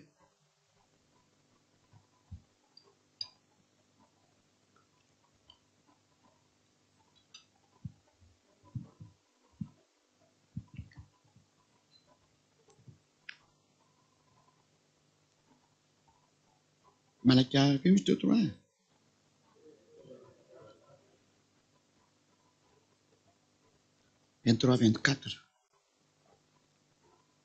Fanambarana moa zany dia tsy mety tsy misy teny mandeha, dia tsy mety tsy misy zavatra pitaina. eo anatin'izany koa finanankanina. Tsy maintsy fanambarana kosa ve natao dia tsy nakanina kely rehefa ohatra mba misy tokony hinanana. Sa tsy mety izany?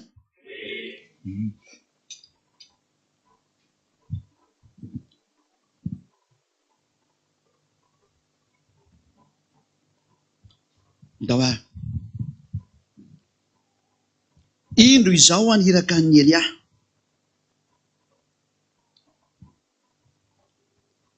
Elia mpaminany ho aminareo. Mpaminany izy zany. Zaho ndray olona zany mpaminany hozy dada Eva.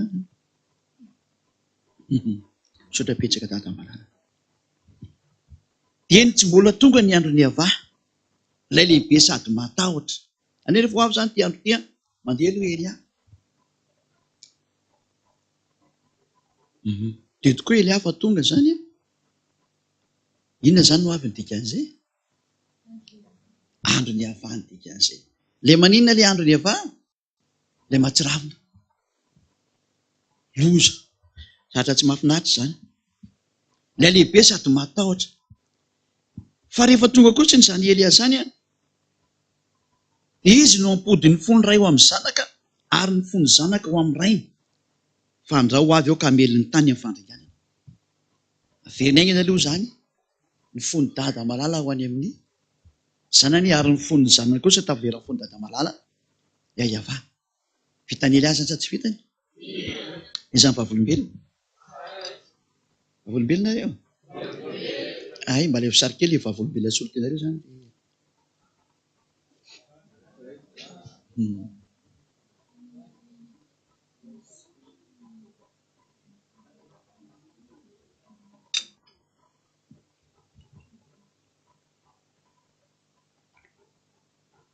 Vavolombelona zany nareo?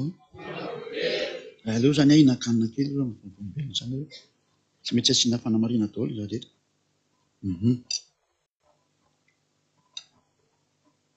Sa tsy mety iza mihinan-kanina telo e?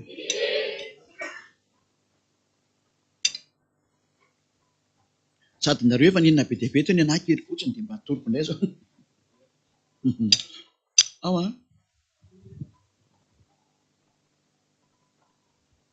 Izay ampody ny fony ray amin'ny zanany, ary ny fony zanaka ao amin'ny rainy. Tafavelona somatsara zany voninahitra ao an-dada Eva. Nahita azy zany nareo sa tsy nahita? Nahita ny Elia tokoa nareo sa tsy nahita? Ndao ary. Voalaza amin'izay fa tena misy mitiny ve ilay tobo miaramila hitantsika teo. Izay ny afo ny Ava mihitsy raha vao mandeha zany dia ny afo ny Ava no mandeha milohan'izany.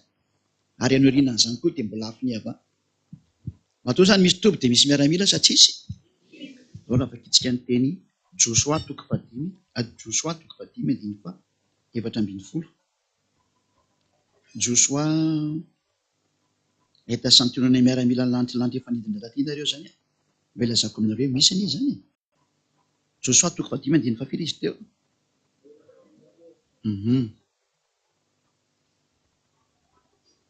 Vakitsika amin'oko amin'ny 13 sy ny 14 zany. Dia ny 15. 13, 14, 15 zany vakitsika zany. Ary no teo akaiky ny Jeriko kosa Joshua, dia nanompo ny masony izy ka nijery. Ary indro nisy lehilahy nitsangana tandrifiny ka nisapany dia voatsoka teny an-tanany. Ary nanatona azy ary Joshua ka nanao taminy hoe, namanay ve ianao sa namany fahavalonay? Satria ilay olona zany tsangana dia mitazona sabatra dia eo nanoloanan'i Joshua. Zareo zany avy any miaraka amin'ny vahoaka betsaka dia ity misy olona mitsangana kay miaraka amin'ny sabatra dia mibary lalàna zareo dia hoy Joshua, namanay sa tsy? Mba mandrahona zany Joshua eto zany. Ka Joshua koa lombofity dia samy teny ka. Dia hoy izy, tsia, fa izao dia komandy ny miaramila ny Ava. Ka tonga ety ankehitriny dia nikoaka tamin'ny tany Joshua ka nanao taminy hoe, inona moa no lazainao amin'ny mpanomponao ary tompoko lahy? Nanaja amin'izay Joshua satria vao hoe zany kely lehibe ny miaramila ny lanitra taveny. Komandy anankiray ity zany. Iza zany ty komandy ity? Fa ny tena mipetraka tsy Elia io sady efa meko mifaly tsy iza zany io. Fa iray amin'ny komandy izy zany.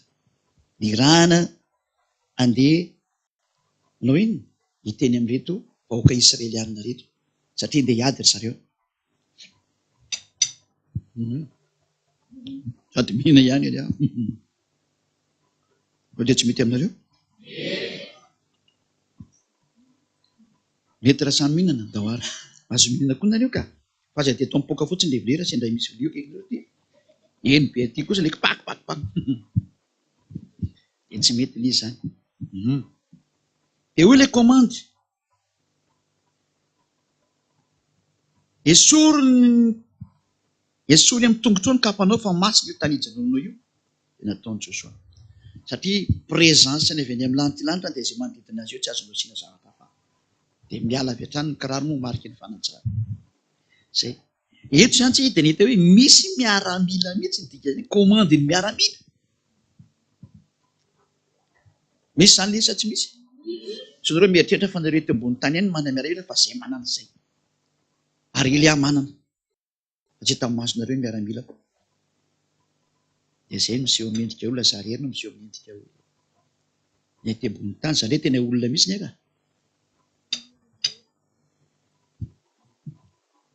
Ie, ity zao miseho amin'ny endrika olona mihitsy satria eo amin'reto vahoaka miaramila reto izy dia tsy maintsy niseho tamin'ny endrika olona. Mazava zany fa azo atao tsara ny miseho amin'ny endrika olona. Misy ilay miteny hoe tsy misy mahazo miseho amin'ny endrika olona zany ny avy any amin'ny lantilanitra. Izay miteniteny foana io zao mazava be. Komanda ny miaramila ny kely miseho e. Ary eo ambany fahefan'ny Elia io. Mahafantatra tsara io. Reny ilay niteneniko anareo hoe tsisy mahazo miverina intsony raha vao nidina anakety. Raha nampianatra nareo an'izay tamin'ny maly. Mampalahelo ange ilay tantara fa raha vao nidina anakety inge tsy misy mahazo miverina ty. Ilay fahamasinana mihitsy raha vao nikasika an'ity planeta Terra ny domaine ty tany ty na dia eny ambony eny aza. Hoe rehefa nandeha tamin'ity domaine Terra ty dia fahotana vao nidina tamin'ity système anareo ty dia tsy misy mahazo miverina intsony. Dia miandry any Elia. Tonga Elia, tonga ka. Tsy malahelo intsony fa tonga fa andeha tsika. Andeha daholo izay ho any aminay. Andeha ve nareo? Ay tsara izany. Zay. Eto zany tsika dia mety mihitsy hoe tena misy miaramila. Tsy niteniteny foana zany Elia ilay mitenareo miaramila nge za. Mahazo manontany mihitsy nareo rehefa mifarana fa soraty anatin'ny diarinareo zany ny fanontaniana. Mba tonga anareo afaka mametraka fanontaniana tsara mihitsy. Mbola misy moa zany ny fampianarana mety ho rapitsony raha afaka pitso araka ny fandaminana fa ty longamany mety ho alefantsika androany dia miankina amin'izay ny manaraka zany. Satria tsy vitantsika androany ty fampianarana ty noho ny amin'ny efa mihoatra sady izay ny adiny iray. Dia izay dia misy tompona andraikitra mantsy ao mitely io dia tsy maintsy fandaminana ny tompona andraikitra zany. Tsy izay ihany ny tompony tele fa misy tompona andraikitra. Dia misy fandaminana zareo dia ianao zany dia hitantsika. Joelina toko faharoa andinin'ny faraka ambin'ny folo ny vakitsika aloha dia mbadiso zany. Voala amintsika izy fa tsy manino zany. Tsika ny mahay mandamina ny zava-drehetra zany Elia zany ke mpandamina zany. Joelina 2:11 misy teo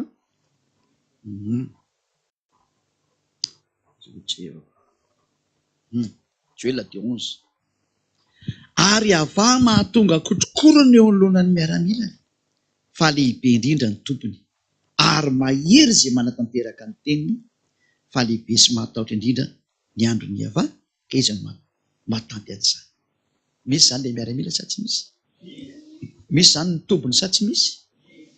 Misy daholo zany rehetra zany. Dia milaza aminareo Elia fanambarana avy any aminay dada Iava malalaka io sy Joshua malalaka fa tonga eto aminareo zany. Ary efa eto aminareo daholo zany. Tsy voavy efa eto daholo. Ary tonga izay natanteraka ny tenin'ny dadanay. Miomana nareo. Atsoy daholo amin'izay ny Andriamanitra nareo ilay milaza fa matanjaka sy mahery reny dia alefaso ny fahagaganareo hijerenay amin'izay. Dia atsoy daholo ny herinareo sy ny fahefanareo hijerevanay. Fa nitafika anay tsy hitany masonareo. Fa tonga nefa an'izay hamonjy an'izay mitady an'ilay ten'Andriamanitra marina, ilay Andriamanitra Abrahama. Iavano anarany.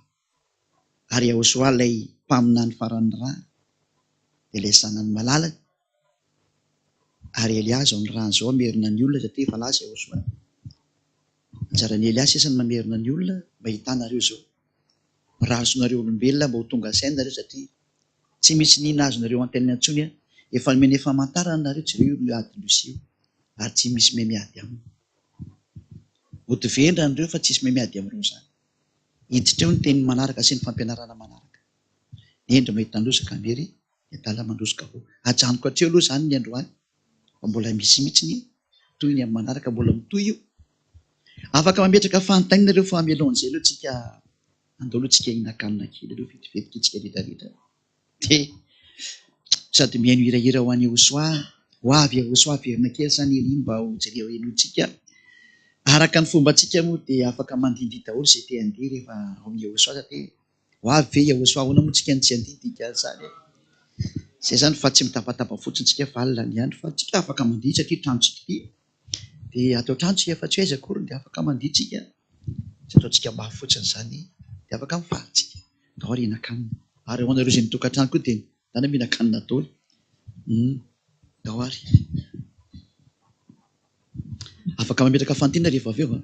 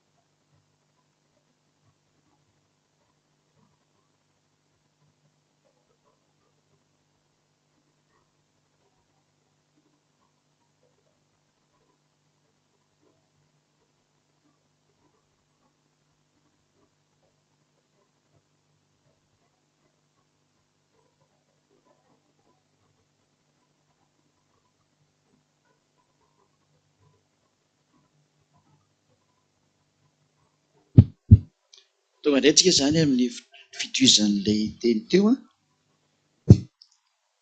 Anisan'ny mety sary miteny hoe nareo angaha tsy maintsy miteny foana ny momba anareo vao mety, de tsy mety saiko miaramila rehefa manao mission tsy maintsy miteny hoe za zao, raha tsy zany tsy miaramila za. De zay ny rahana, de tena miteny marina zay hoe zao le izy zao. De eny anie mbo tonga soanareo amin'ny famarinana fa zay fotsiny fanamarena tiako tenena. Afaka mametraka fahantena daholo atsika rehetra rehetra zany, tsy haiko hoe ny ato mametraka fahantena de afaka mametraka moa nareo any ivelany koa raha nahiny tsara, de afaka mametraka fahantena kosa nareo amin'ny laharana de apetraka any amin'ny tsy haiko zany ny amin'ny radio zany.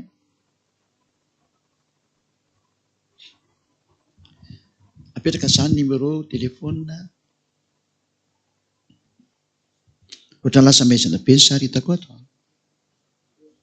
Sika amin'iny le sa lasa maizina be mihitsy.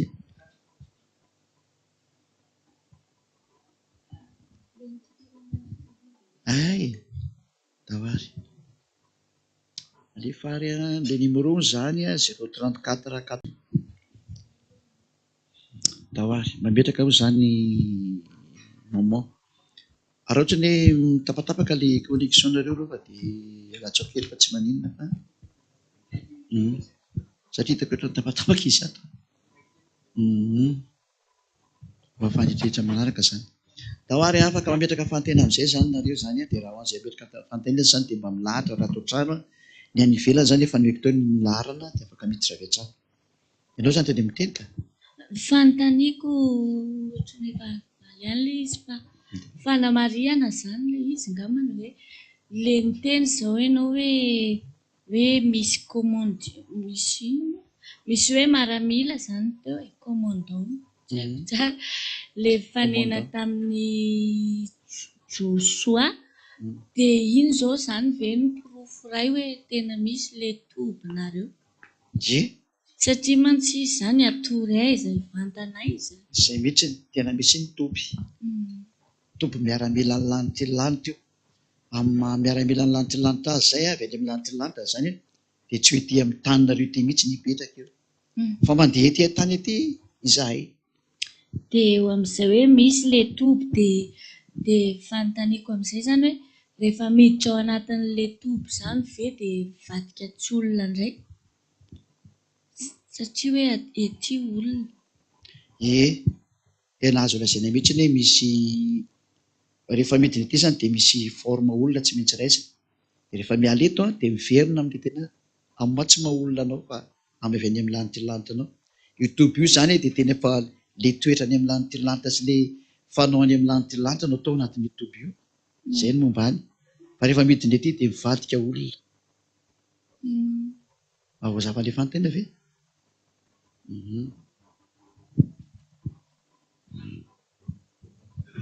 Raha misy ametraka fanontena nareo zany de milahatra etsy araka ny teny teo. Dawary.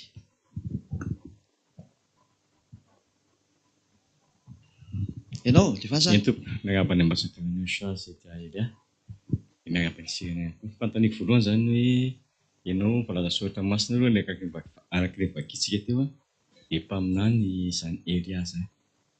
De fanontaniako anatin'izay zany hoe mpaminany rehetrarehetra nanambara ny soratra masina tany aloha anisan'ireo miaramilanao ve ireo sa hoe hafa mihitsy? Ny teo hoe miaramila de zay avy any amin'ny lanitra lanitra rehetra rehetra ihany. Fa raha ohatra hoe nareo olombelona ety an-tany de tsy miklasy miaramila ao anatin'io toby io nareo. Mahavoavaly le fanontenianao ve? Tika ny tonga nantamatra hoe ianao mpaminany de ireo koa nefa mpaminany. Ka ny mpaminany olona. Mety hoe mpaminany de mpitondra teny. Fa misy ny mpaminany olona tanareo ohatranareo de vidiana fotsiny nareo. Fa raha eny azany tena marina zany hoe misy mpitondra teny de hoe mpaminany. Fa izay avy any aminay. De fa rehefa mitondra teny dada Iava moa de hoe mpaminany daholo zany. Azonao ve? Mazava de fanontaniako manaraka hoe any amin'le ambony sy takamaso any ianao misy an'le tobinareo Teo anatin'ilay tompona hoe io zany mety hoe nakany olombelona taka ty ambony tany hoe misy tompoko izy aty. Teo anatin'ny tompona hoe misy fitaovam-piadiana sa hoe nareo saminareo fotsiny fa efa aninareo ilay fitaovam-piadiana. Ny fitaovam-piadiana efa eny aminay. Tsy misy andao alaina ny fitaovam-piadiana fa efa eny aminay ny fitaovam-piadiananay. Fa ny anatinareo zany sa hoe Efa mipetraka ety. Eny mety ilay fantinaka. Efa ety aminay ty foana ilay izy. Tsy mila andao alaina rehefa efa ety aminay ty foana ilay izy. Manaraka anay foana permanent zany io fitaovana io. Fa tsy hoe apetraka misy fotoana izy io zany arakaraka ny baikiny eo soa hoe apetraka daholo ny fitaovana fa misy toy hoe hiditra ao anatin'ny tempoly.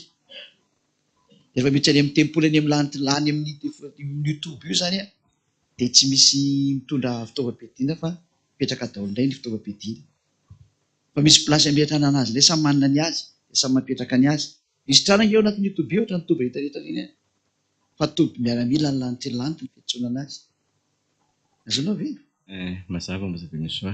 Dia ilay fitaovam-piadiana ve zany araka ny teneny ambazadona soa teo hoe apetraka io efa avy eo. Ilay fitaovana fiadiana ve anankiray ihany ilay anareo no mahavita zavatra maro sa hoe misy karazany ilay fitaovam-piadiana ao anatinareo? Arakaraka ny gradin'ilay miaramila. Dia samy manana ny azy, dia samy manana ny zavatra vitany, dia samy manana ny ataony. Fa raha ohatra ny sendra misy alerta tampoka miseho dia mahavita ny mahavita ny zavatra ataony ny anankiray. Na dia ataontsika hoe tsy amin'ny domaine ny azy dia vitany manao an'iny fa alerta. Moa ny déplacement ny vetivetika. Raha izaho zao ny hitan'ny masonareo dia mbola ohatran'ny hoe midéplace ohatran'ny olona za. Fa ny miaramila ny lanitra mipetraka ao anatin'ireo tobo ireo mandeha amin'ny lumière ireo. Ny vatanany zareo zany mandeha amin'ny lumière. Ohatra zao ny ray aminay zao andeha ho any amin'ny toby izay ny akekikaiky ny tsy manome précision fa any ambonimbony ny volana any misy an'zareo. Fa tsy anareo mihitsy any zany ny domaine misy anazy zany ny hauteur zany ilay sanamela amin'ny tany. Fa raha mandeha makany nge tsy misy firy minitra dia tonga ao.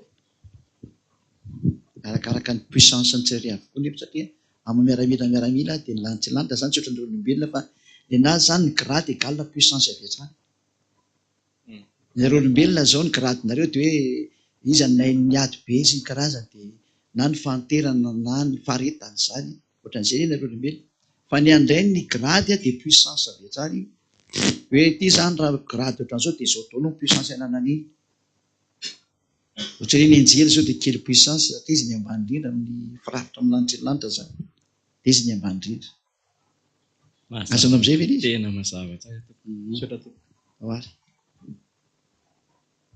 Angalitsiny metraka. Ianao? Nao ary. Misy fanontaniana kely hoe tsy azoko tsara ilay hoe tamy avaly daholo ilay miaramila nomeny ohatran'ny tava-tsoavaly dia mirohatra be dia be rehefa ilay tonga izany ilay andron'ny dada Yayava dia tiako anontaniana izany hoe hita maso amin'izay ve izany ilay rehetrarehetra izay amin'izany? Tena hita. Efa tonga. Taingy tsoavaly ny tena tiana resana amin'iny fa hoe ilay soavaly fotsy modina azy eo. Fa taingy tsoavaly ireo miaramila ireo indraindray. Dia ilay anankiray hitan'ilay lehilahy iny zany hoe izany no nirahany dia fanontaniako amin'izay hoe satria tao anatina problème zany izao ry zareo. Ilay Rijosoa zany dia nisy an'io zany dia rehefa avy eo ahoana ny toy an'ilay tantara. Nomena anazy ny toromarika hoe izao ny ataonareo dia raha io fahavalonareo. Dia maninona zany io ve zany mety mba hipoitra amintsika koa zany hoe mba ohatra hoe anaty ady. Tena efa lasa secret mihitsy izy zany. Azoko tsara izy hoe mipoitra ve zareo? Tany dia manome valiteny tena misy fotoana mipoitra reo. Fa tsy hainareo izy io. Izay zany ilay ho an'ny ondrikely manana an'izay mihitsy nareo. Fa io zany tena ny Yehosoa rery manome ny baiko hoe raha misy problème ny ondrikely akaiky ohatran'ny hoe tsy haiko mihina zany mety kama tonga an'izay ka ilainy Yehosoa ny protection ny ondrikely io dia tsy ny fanamasina mihitsy no manao protection fa tena trany direct ireo miaramila reo. Dia ireo ve zany anjely sa? Ao anatin'ny tarika an'io tafika io daholo na anjely na fanafitsarana na fanampatanteraka na Ny anjely sa miaramila koa? anisan'ny miaramila koa reny fa izy ny ambany grady indrindra. Voavaly ve rehefa anontaniana? Dia farany le mipotra zany nareo, le avy any hoe mitava-tsoavaly daholo avy any zany, dia mipotra miainga izy. Avy any amin'io VSCC io e. VSCC nge io teneniko io e. Dia miara-mahita zany hoe reny nareo. Dia ahoana moa zany hoe mbola hiadivana koa nareo rehefa mirotsaka be nitso daholo? Oy, tena mbola miady mihitsiny satria goga miaraka amin'ny fahavalo rehetrarehetra miaraka aminy. Ireo tarika ny lona rehetrarehetra manana ny fitaovam-piadinany koa izy. Dia jeny tiako anontaniana hoe fa misy mety hoe forsa mifandanja ve le izy zany no afaka mifampitana? Ye, tena misy mihitsy ny fahasaingiretsy moa ry zareo. Izy zany mamaly fa fantana izy nge izy tsy maintsy resy fa ny devoly efa asany mihitsy le tsy maintsy manao foana ny adalany, dia tsy maintsy manohitra foana ny devoly fa izy efa mifantana tsy maintsy resy izy. Azonao efa fantana hoe tsy maintsy resy izy. Le fanontanianiko raintsy teo nahatonga nanonteny an'izay hoe iyo zay Jocelyn Rochelle nahatonga nanonteny an'izay hoe mitondra inona zany le fitaovanareo satria le lehilahy zany izao mitondra sabatra sa hoe mody atao sabatra fa tsy sabatra sa hoe ahoana? Ny sabatra zany dia marika hoe hiady ianao ny dikasay mpiady zany. Eny e, fa iny ve raha notsapaina dia tena sabatra? Tsy sabatra zany iny, forme hita maso fotsiny iny fa zavatra hafa ny ao anatin'iny. Izay manko mahatonga ana miteny hoe misy fitaovana ohatrany hoe potentiel mifanentana amin'ilay miaramila aty amin'ny côté any boka ihany ve zany tazana amin'le tarikanao matoa mahasazy ireo hoe fandona? Satria normalement hita avany tokony ariroatra hitsoaka daholo aloha, dia nefa zareo sady Tadidio tsara fa ny devoly dia tao amin'ny lanitra tamin'ny voalohany, manana fitaovana izy zany. Tsy nesorina tamin'ny mihitsy ireo zavatra nanana an'ireo satria zay le hoe mifampidify. Navelan'ny dada Iava hoentiny daholo ny momba azy, nahatrany amin'ilay hazavana mihitsy. Dia io hazavana io mihitsy io izay itiavany anaovany io dalàna amin'ny olona rehetrarehetra nahatonga ny zavaboary rehetra tamin'ity univers tanareo ty nivadika daholo. Nareo olombelona nge no ny farany nivadika fa ny tany ambony tany nivadika daholo. Dika za fa manana fahefana izy. Hatreo aloha io fahefana io zany le hoentiny hanohitra ny miaramila ny lantilanitra ka hatrany amin'ny Yehosoa. Fa igoga zany tena marina zany raha jerevina dia zanaky lony. Dia tahaka ny hoe dada Iava mananjanaka ny Yehosoa. Ty aloha azonao tsara. Dia raha ohatra n'izany tonga goga ka hiady ohatrany hoe i Yehosoa zany ny potentiel aminy zany raha ataontsika hoe resaka graty zany. Satria le raha le anankiray lahy iny mitomany hitovy amin'ny dada Iava. Dia ity goga ity zany no mitomany hitovy amin'ny Yehosoa, manana forsa daholo zany zareo. Zay natonga nanteny taonareo hoe Elia mihitsy no andeha hiady aminy ary amoaka anazy tao satria tsy ho zakany mihitsy izay sary zay. Nefa dia zay mahatonga azy ampidina afo mihitsy tsy nohony amin'ilay dezera aza navelantsika any fa mbola fampianarana hafa iny.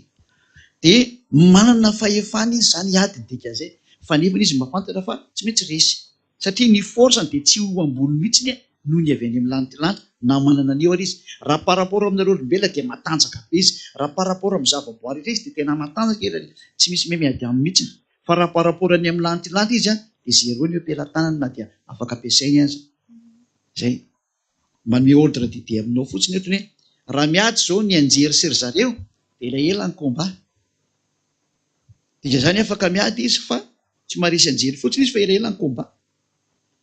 Fa raha miady kosa ny fanafitsarana amin'ireo na ny fanafandringanana sy ny fanampatanteraka, raha ataontsika maharitra ataontsika adiny iray ny ady komba ohatrany dia tsy misy afa 3 seconde na 4 seconde tapitra ny ady raha voreo no mitonga eo. Dia ilay hoe misy grady izy io zany. Dia ireo mahafantatra hoe tiany gradiny ity, tiany gradiny ity, dia rehefa ambany grady dia atakeny satria samy manana fahefana io. Ary io ady io moa tsy resaka basinareo ity fa tena pouvoir ilay izy, tena pouvoir, puissance, énergie. Ireo zany no miaraka ireo. dia fakafantatra. Dia ny ahafantarana zareo ny otrany dia le lumière ao anatiny ao. Misy hazavana zany, tsy hainao tonga hoe dada Iavana dia fahazavana lehibe. Dia eo amin'ilay hoe amin'izay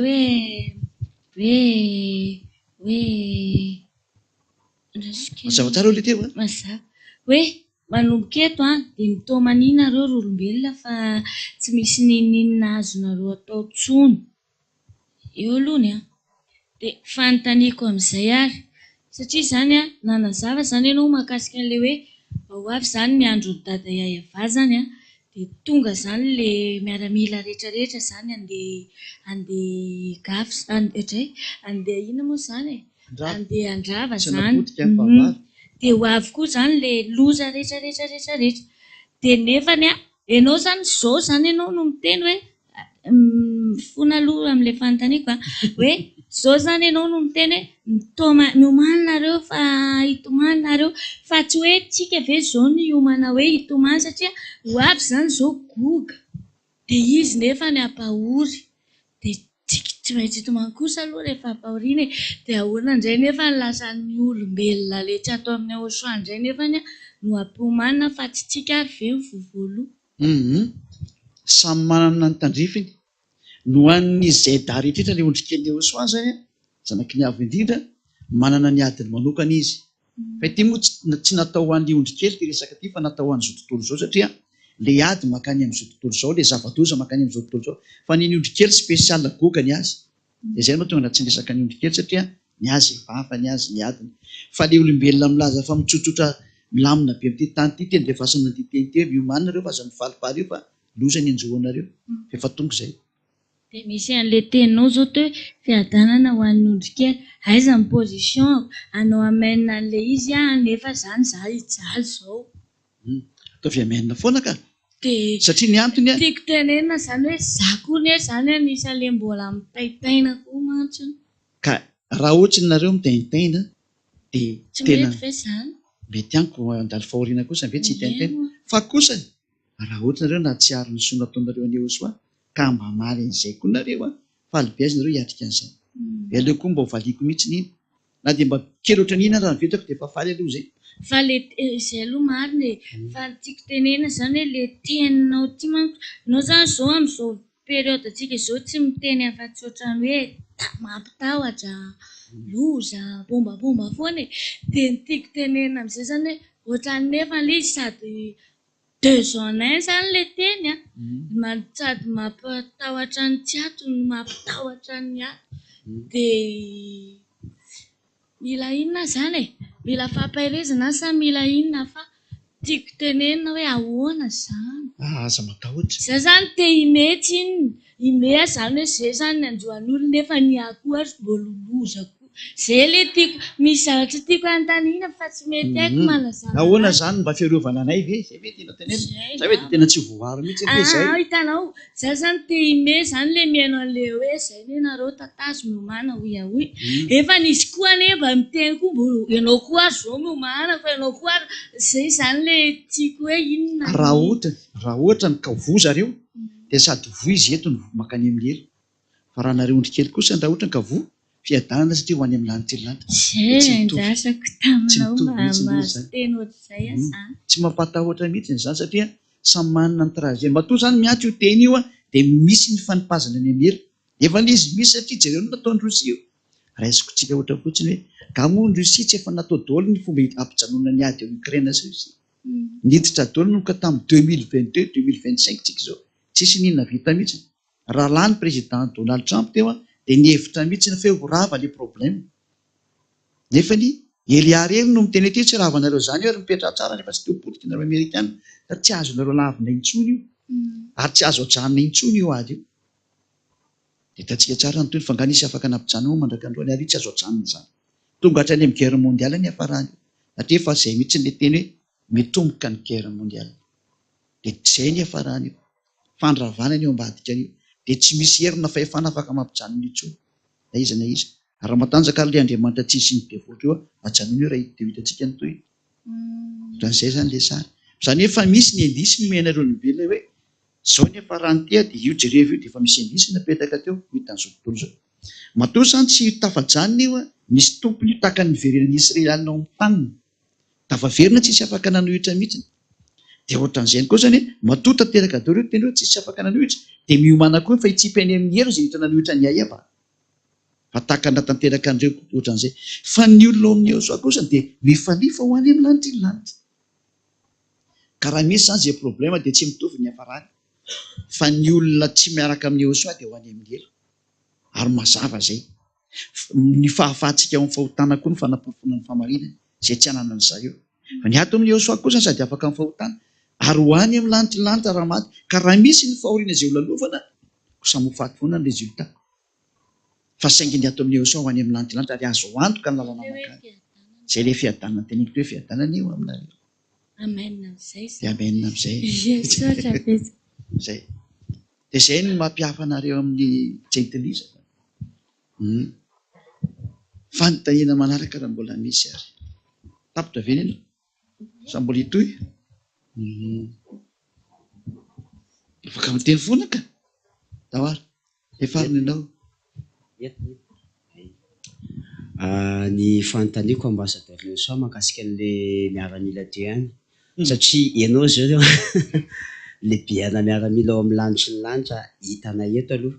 Dia nisy koa le tamin'ny farenana tamin'ny Joshua miaramila ihany koa naka vatan'olona. Dia ireo hoe zany nefa ambassadeur Yehosoa teny hoe ireo raha eo amin'ny fitesindreo dia raha iny le miaramila naka vatan'olona iny ve zany misy sanatria hoe fihetsoana tapoka anazy miverina ao amin'ilay tompoko ka tsy ho potika tapoka eny an-dalana hoe zany le vatana naka vatana olona iny ambassadeur Yehosoa sa be hoe efa vatana spesialina mihitsy ny anazy iny. Miova automatique ny vatana iny dia miverina automatique akory ny vatana ireny. Efa forme mandeha automatique zany ireny forme ireny. Mazava ve? Mazava tsara. Ohatran'ny zany miditra teny ireo dia mivadika olona automatique na ny mpandeha izy dia mivadika raha mively izy dia ny mpandeha koa dia miverina. Zay. Automatique ny fanaovana an'izay zany. Azonareo ve? Mazava tsara ambassadeur Yehosoa. Satria automatique zany izay ny lalàna zay.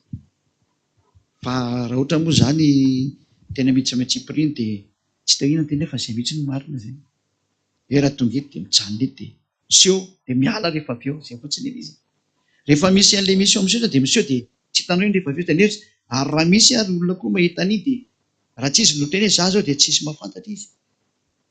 Miaraka fotsiny eo.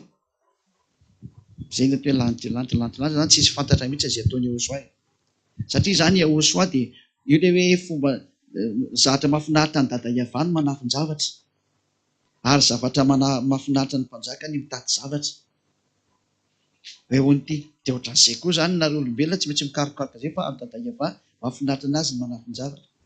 Dia tsy ho fantatra mihitsy izay programany anaovany miaramila. Satria ny lehibe ny miaramila eo dia dada Iavany Yehosoa. Dia izay tiana anaovana an'io zany. Fa izy fotsiny manana azy rehefa endana miseho amin'ireo dia manana qualité manao izay izy dia vita ny asany dia tsy hitanao intsony rehefa avy eo. Mazava ve ny tena? Mazava tsara ambassadeur Yehosoa. Ka tsy olana aminazy ny vatana izy satria vatana isehoana fotsiny fa tsy hoe tena lasa olona izy a. Izay zao no ahitsiko kely tena olona izy ary afaka miresaka amin'ny olona fa aza mieritreritra an'zareo olona zany fa raha izy za dia tena natao olona zany. Fa raha zareo tsy olona zany zareo fa tahaka ny olona zay zany ilazana anazy. Tahaka ny olona izy a dia manana endrika olona izy a fa rehefa avy eo izy tsy olona. Ianaran'iza zany? Eolan'seho ve? Aleo koa zany mba ho anay samy anay izy. Fantatro tsara mihitsy ny anarany. Haiko tsara. So hoe mety tsy fantatra tena haiko.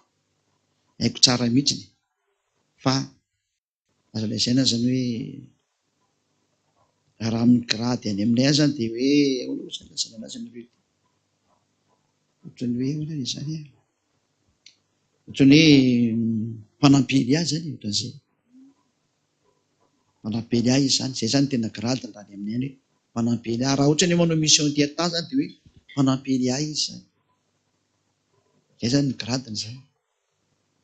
Fa izy koa mpibaiko izy manana fibaikoana koa izy.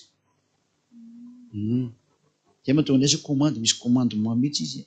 Misy fihezany zany any. Dia misy hirakiraka any koa any. Fa ilay atao no mibaiko an'zareo. dia mahitsy be ny teny hoe izany manao an'izay asa izay maniraka. Mazava ve? Ya, mazava tsara izay io fanontaniako ambassadeur Leonsa. Tawary izay mametraka fantina dia mitsangana zany ka dia nalàna vavy. Miarahaba ny ambassadeur Leonsa. Fanontaniako zany misy an'ilay hoe le apocalypse 14:6 iny zany hoe misy anjely manidina eo amin'ny habakabaka dia manana filazantsara ho toriana amin'ny olona rehetrarehetra ambony tany. Dia iny zany mety efa ianao zany sa mety miaramila hafa koa iny. Ny NJL dia natao mihiraka fotsiny mampiseho hoe misy an'ity irakiraka. Fa ilay filazantsara, ilay hitoran'ilay filazantsara dia Elia. Fanambarana fotsiny izy zany hoe ity misy filazantsara tonga eny aminareo hoe izay. Dia ny rana ny anjely ampiseho fotsiny hoe ity misy filazantsara tonga eny. Dia ny manao an'ilay asa nitoran'ilay filazantsara rehefa ny Elia nanao an'ilay izy fa tsy ny anjely. Mazava ve? Mazava. Dia fanontaniako faharoa hoe misy an'ilay hoe le hazo oliva roa zany le makany Israel. Dia ao koa misy an'ilay hoe 144,000 le hoe vonjena zany. Dia ro hazo oliva roa ireo zany hitory amin'ilay 144,000 ao anatin'ilay fotoana fohy zany mandrapahatonga an'izay sa hoe hafa mihitsy n'ilay hazo oliva roa dia hafa koa ilay 144,000. Miaraka ao daholo ireo amin'izareo. Saingy hitanareo amin'izay dia andro farany ty asan'ny dada Yava no mamerina ny olona sy Joshua. Satria ny fotoana efa fohy mihitsy. Ka ilay 144,000 zany ao anatin'ny ampahafantarina. Ary ny lovonjena dia ao anatin'ireo resena lahatra. Io 144,000 io efa voalahatra ireo fa saingy izy moa tsy afantatra tsy efa-tsony. Dia ny fahatongavana ny fotsiny moa zany no mampiseho hoe vao maheno fotsiny zany dia tsy manohitra ireo. Zay. Ireo zany tsy mety manohitra fa vao maheno dia manaiky fotsiny zareo. Ny qualité an'izareo fotsiny dia olona tsy mbola nanambady ireo. Fa lehilahy moa ireo. Ireo mbola tsy nanambady ireo olona ireo. Tsy mbola nikasika vehivavy zany. Tsy mbola nijangajanga zany. Na hoe nanambady vehivavy anankiray. Tsy mbola nanao izany zareo.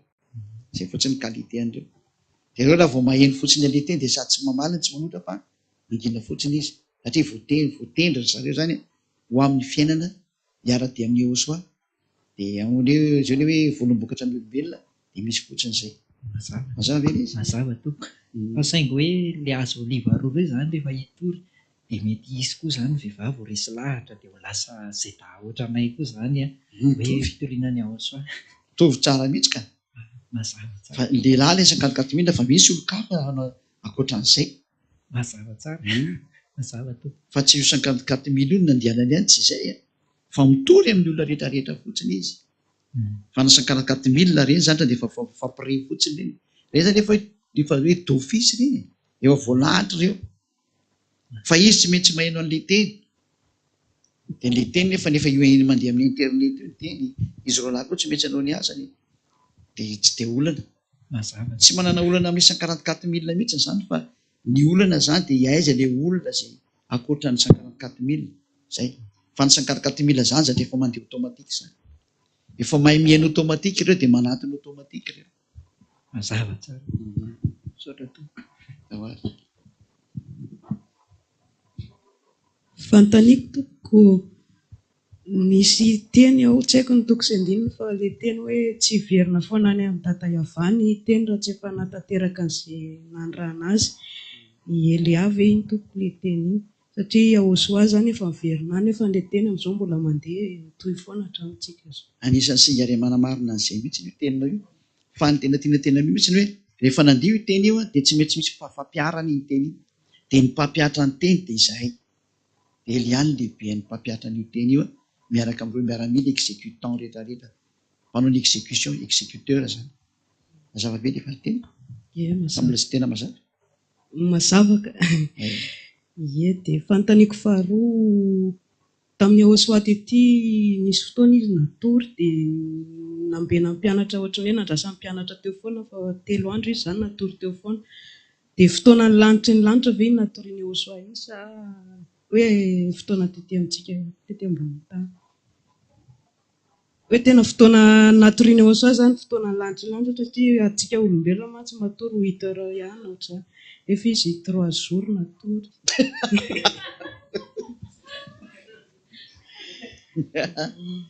Mba maka aina taka amin'ny maka aina rehetrarehetra izy fa tsy dia hoe izany. Azonao rehefa zay fotsiny. Mba maka aina ohatrany hoe mba elaela izy nga amin'ny asa dia maka aina fotsiny teny. Tsy dia hifandray amin'ny olona fotsiny izy fa mba izy rery mitokana ohatran'izay. Fa tsy dia koa hoe lasa naka izy ndraikaiza fa matory maka aina. Fa hafa indray izy rehefa mivavaka, tena rehefa mivavaka izy tena mivavaka mihitsy. Zay, rehefa mivavaka tena mifandray amin'ny daday hafa mihitsy. Hafa mihitsy ny raha matory izy dia mba matory taka amin'ny matory rehetrarehetra. Maka aina fotsiny izy. Ohatrany hoe tsika zao rehefa reraka dia tsy hetsika eto mihitsy ny aloha zao minitiny 10 andro dia eo anao mihetsikehtsika fotsiny hoe aiza moa dia ahafantarana azy ataony koa fa na iandro eo raha mpianatra. Mety manao maso vilana kely ary eo so mety manao maso. Sokatra kely amin'ny masony tsy misy maraka an'izany fa izy fotsiny te haka aina. Mazava ve? Mazava tokoa satra.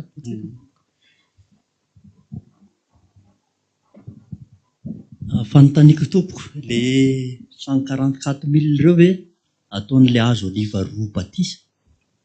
Ny 144 000 raha misy fotoana fanaonao batisa an'izany dia mety. Fa ireo zany tena d'office be ireo fa izay qualité-n'ireo zany tena tsy azoko idirana. Izay ny hoe misy zahatra azo idirana dia misy tsy raha momba ny azo oliva roa zany tena tsy miditra mihitsy. Fa raha ny fampianarana dia azoko tsara mihitsy ny zaraina amin'izareo. Fa ny momba an'ireo zany tena tsy azo idirana satria izaho olona tsy hoany. Fa raha hoany dia hafa indray izay. Izaho tena tsy makany Israelina mihitsy. Fa raha izany mety makany dia mba mitsiditsidika fotsiny dia lasa mandeha. Fa raha hoe tena ho izany hoe anao asany eo soa tena tsy mahazo makany mihitsy nefa ho azo roa lareriny eo. Dia raha manao batisa zany ohatra ny sarotra ihany ireo an'izy ireo. Fa ireo zany tena ohatrany hafa mihitsy ireo 54 000 ireo. Ireo zany raha izaho fotsiny no mijery fa izay novan'ny Joshua anazy tsy haiko. Dia anisan'ny ohatrany hoe olom-boafidy dia automatika ilay satria hoe voaloam-bokatra. Dia automatika satria raha ny anaovana batisa an'izany 144 000 izany amin'izao vaninandro rehefa manahirana izao efa sarotra be. Satria tsy ao ange tsy tiany Joshua mihitsy ny olona. Ka raha misy olona 144 000 tanjozotra ao fa angamba tena aza lambo avy hatrany ny mahazo. Fa ny 54 000 zany dia mandeha automatika io. Fa ilay olona mihitsy ilay resena lahatra ohatran'ireo ireo ny ilana ny fitoriana teny. Zay. Satria raha 54 000 zany no enjena amin'izao zany tsy possible mihitsy izany. Raha isika misary misy. Hoe ao Israel venao nahita 144 000 olona mpitandrina didy folo ireo ary tsy mino any Joshua mandraka androany. Aiza koa ny impossible amin'izay raha misary anankiray zany.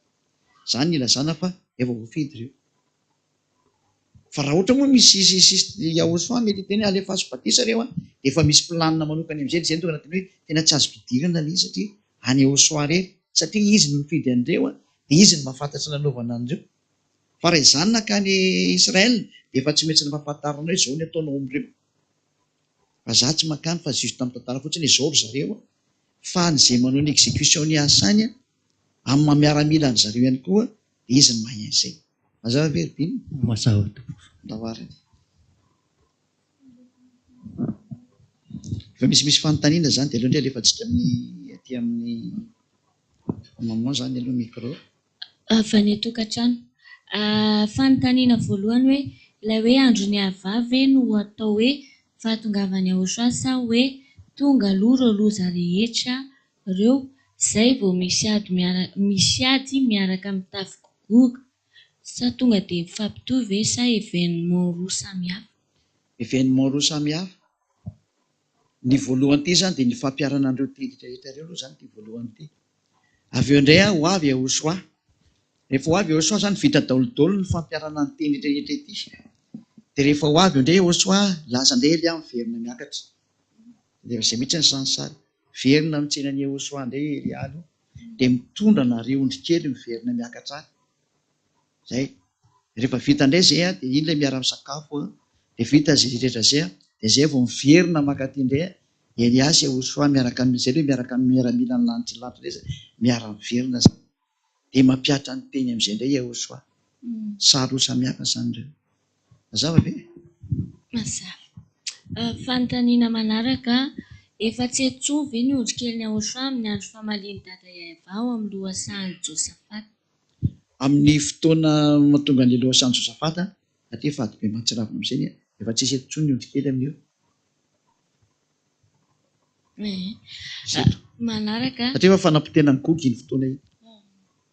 miarahaba tompo ho ahy efa manaraka ny fampianarana dia efa mino ny mahalehibe ny miaramila ny lanitra ny Ziaja Elia fa ny olona hafa mety hiteny hoe sao dia ilay toby miaramila voalaza teo oviny izany hoe any amin'ny extraterrestre. Mety misy ve fanazavana omenao azy ireo ny mahasamy hafa ny oviny amin'ny toby ny miaramila ny lanitra io misaotra tompo.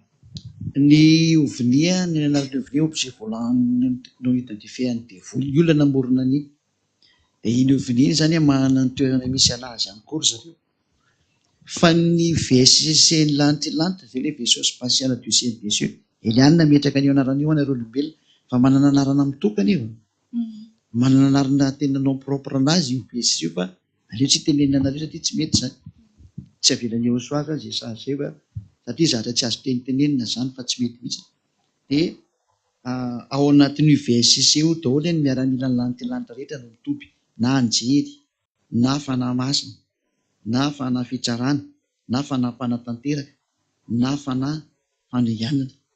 Ao daholo no mitoby zany ireo ao anatin'io VSC io. Mazava ve zay?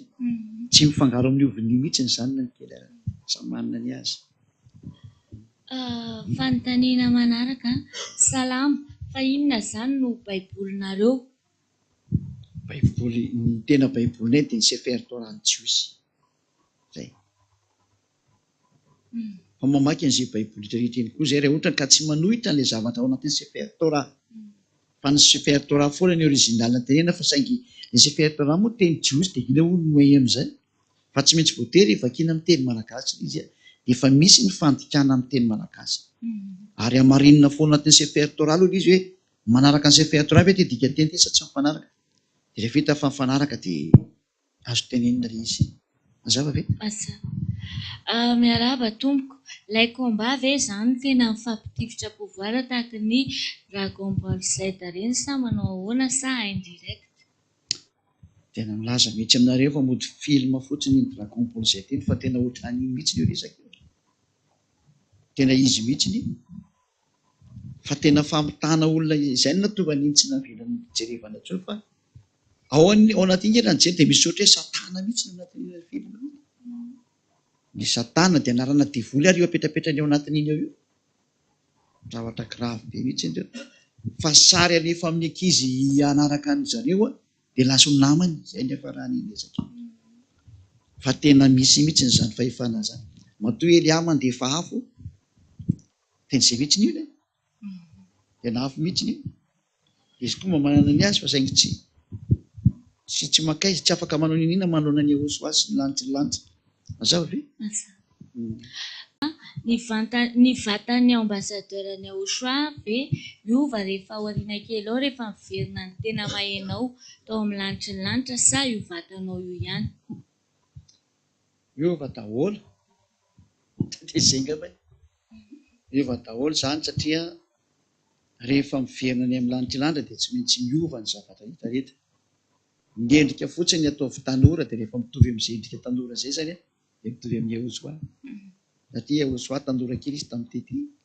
Dia raha ataonareo miova tanora kely io endrika io tsy haika ahoana nanaovana an'izay dia tapatapaka be ova ilay internet. Ny vatana zany ty ihany, ny vatako zao fa rehefa tonga izany fotoana izany dia miova amin'izay. Miova amin'ilay ohatran'ilay teneniko hoe miverina amin'ilay qualité ny lanitra. Mazava ve? Fa ty tsy mahazo miditra any mihitsy ty fa tsy maintsy miverina amin'ilay qualité ny lanitra. Raha tsy aloha ihany kely an'ity miverina fa ty tsy mety miverina tsara ty.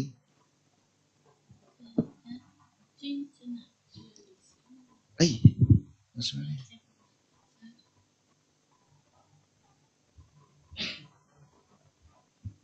zay. Mety.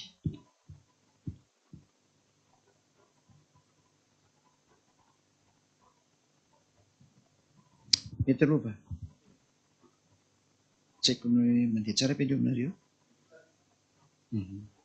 Fantena manaraka. Miarahaba tompoko fanontaniana.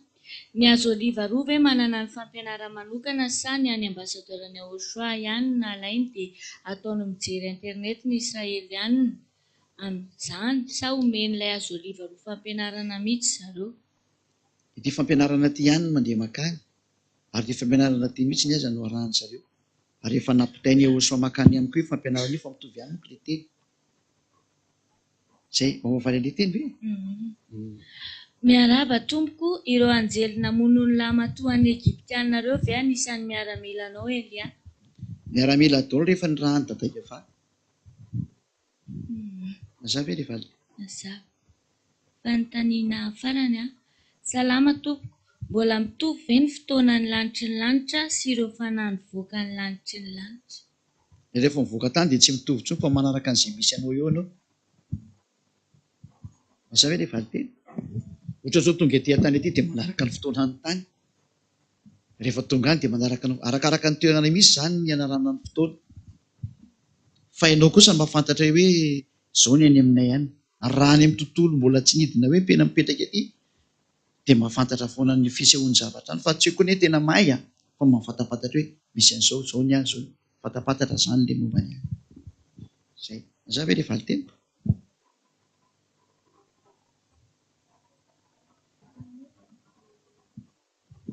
Izay metraka. Ny fanontaniako apetraka tompoko amin'ilay hoe ho avy Aochoa dia ny zavatra voalohany tao anatin'ny fokisisaika na mifanampy dia lui le teny misy hoe hitsena anazy eny amin'ny rahany lanitsika. Dia nefa le filazana an'ilay fampianarana moa zany mbola misy aleloza rehetrarehetra sy famantarana rehetrarehetra ny aviany. Dia vita mihitsy zany ve io rehetrarehetra io vao miara-miakatra mitsena azy tsika sa tonga dia hoe le fidinany io le hoe ho avy Aochoa, inona ny tena fanamarinana amin'iny? Very tsara le fanontaniana.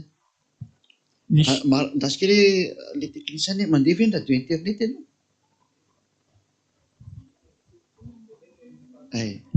Daholo. Le fanontaniako zany dia efa nisy le teny manko hoe miara-mitsena ny Aochoa eny amin'ny rahany lanitra. Dia le teny manko nanao hoe ho avy Aochoa.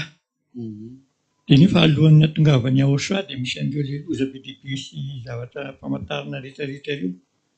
Dia ny tiako apetraka ao anatin'izay fanontaniana izay hoe ho avy Aochoa izay mifanohitra amin'ilay teny hoe hitsena azy eny amin'ny rahany lanitra. Dia isika rehetra ve miaraka mitsena azy amin'io hoe tonga dia mifanena eny amin'ny rahany lanitra sa hafa mihitsy ilay izy ho avy Aochoa ho ety izay. Iny moa zany le tena fanontaniana amin'izany dadabe fa tena tsy ahy.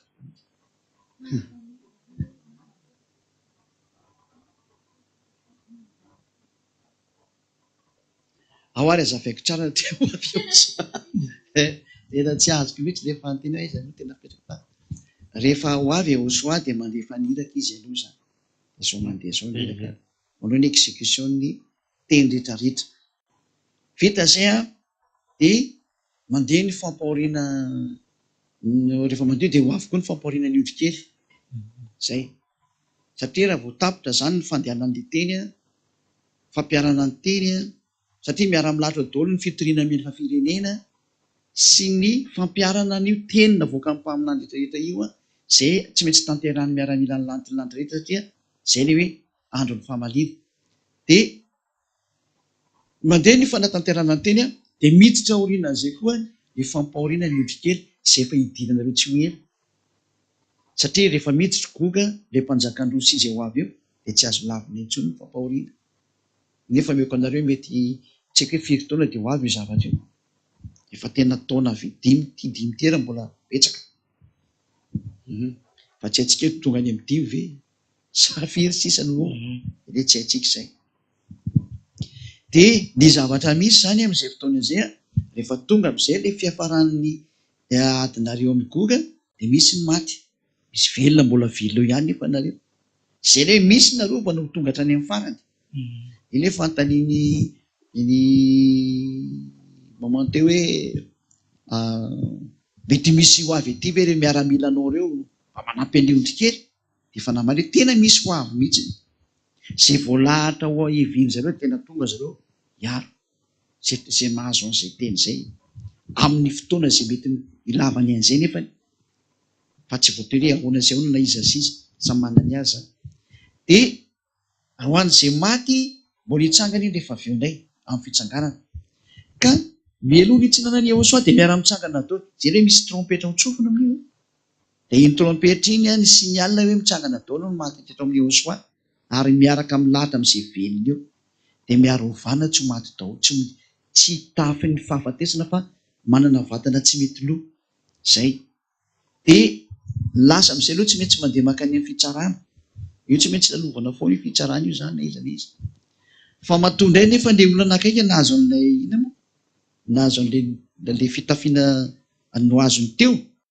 de mazava ho azy zany fiampamanana fahefana izy any amin'ny lantilanitra zay aloha fa tsy maintsy mipasy eo amin'ny fitsarana io daholo de rehefa vita mipasy eo amin'ny fitsarana daholo am'izay satria tsy maintsy mandalo eo vao mahazo miditra makary de rehefa vita zay de zay vao hoentina mitsenany Yehosoa daholo nareo any amin'ny lany eny amin'ny abakabaka eny amin'ny rahona ambony eny zany de ile teneko anareo hoe midina koa Yehosoa hitsena zay aloha ny voalohany zay de rehefa tafidiny Yehosoa ka tsika miakatra am'izay miaraka amin'ny Elia mihitsy satria zany mitarika anareo makany de rehefa tafaraka tao ambony eo nareo de ahitany Yehosoa midina ao anatin'ny VSC-ny Yehosoa zay aloha mifampitsena zay ataony Yehosoa indray tsy haiko aloha hoe hivoaka tao anatin'ny VSC-ny ve izy hikopakopoka anareo le ahoana anareo fa vanandro goavana be zany tena tsy haiko tsony ilazany hafaninareo am'izany fa zara tena hitanareo reny hoe olona torana reny fa reny olona torana teneny soatra masika fanahy reny torana reny fa tsy ty vatana ty ny torana satria raha niaraka tany amin'ny lanitra tany ny Jaona nandeha niakatra tany de tsy ty vatany ty ny nakany fa ny fanahy nefa izy torana tena izy zany hoe na io fanahinareo raha mahita ny Yehosoa de torana nareo de zay leo tonga anatiny hoe tsy haiko zay mbola ataony Yehosoa io aloha hoe ahoana ny anaovany anareo hoe hivoaka fa izy de risaka aminareo mba tsikitsiky aminareo ty mafy be io fotoana ionana amin'ny Yehosoa io faratampony tsara io fa mafy satria voalohany eona aminy nareo fa raha izaho manoko aloha de fantatry mihitsy hoe raha izaho mahita an'izay zavatra efa fahita hatramin'izay de mety hitazan-davitra fotsiny Yehosoa fa tsy anatinareo zany fa mety kopakopa-tanana lavitra fotsiny de samy mandeha de manaraka anazy fotsy satria fa ny tena hoe raha vao tafaaraka zany Yehosoa sy Elia zany de tsy maintsy lasa any amin'ny Yehosoa foana Elia de nareo manaraka fotsiny zay ny fandehany de rehefa avy teo makany amin'ny le asa marina ataon'ny olona masina misy mety tsy mahazo akanjo tampoka de satria nanao film atao amin'ny Yehosoa ohatra ny olona anankiray de ho voaroaka satria izy nieritreritra fa tsy hitany izy de zay le tratra le hoe lasa miverina fa vitany dada Iava mihitsy manao zay zany hoe tandrema mitapitaka an'io dada Iava Sosoa fa tena manao film be dada Iava Sosoa rehefa tezitra fa ianao mamitapitaka anazy iny fa tena azo am'izany mihitsy zay hoe tandrema mamitaka andreo Andriamanitra eo fa tsy fanao mamitaka andreo marina loatra izy mianaka mihitsy zay de tonga amin'ny fiarahana misakafo de vita iny fiarahana misakafo mandeha iny de misy am'izay ny fizarana ny toerana hipetrahanareo satria io sakafo io de mandritra ny 3 taona sy tapany ety ambany etika eto io de misy ny fandaminana ataony Yehosoa am'izay de midina am'izay Yehosoa de Yehosoa sy Elia ny midina miaraka miaramila lanitra de tamin'iny no teny taminareo tamin'izay fotoana izay hoe tsy fantatra zay teny fa ny vehivavy aloha tsisy midina fa de ny lehilahy ihany mihitsy satria amin'ny Yehosoa de ny lehilahy foana no manapaka tsy misy vehivavy mahazo manapaka de ny lehilahy zany no midina satria le hoe anapaka amin'ny tehimby de ireo am'izay le ndeha hiady amin'ny goga am'izay zay de rehefa vita am'izay ny ady amin'ny goga de tsy peny amin'ny hely moa goga mazava ho azy azonao am'izay be zay ny fandehan'le tantarantsika rehetrarehetra ondrikely satria ondrikely ny lesanao de zay ny izy mazava mazava misaotra indrindra tompoko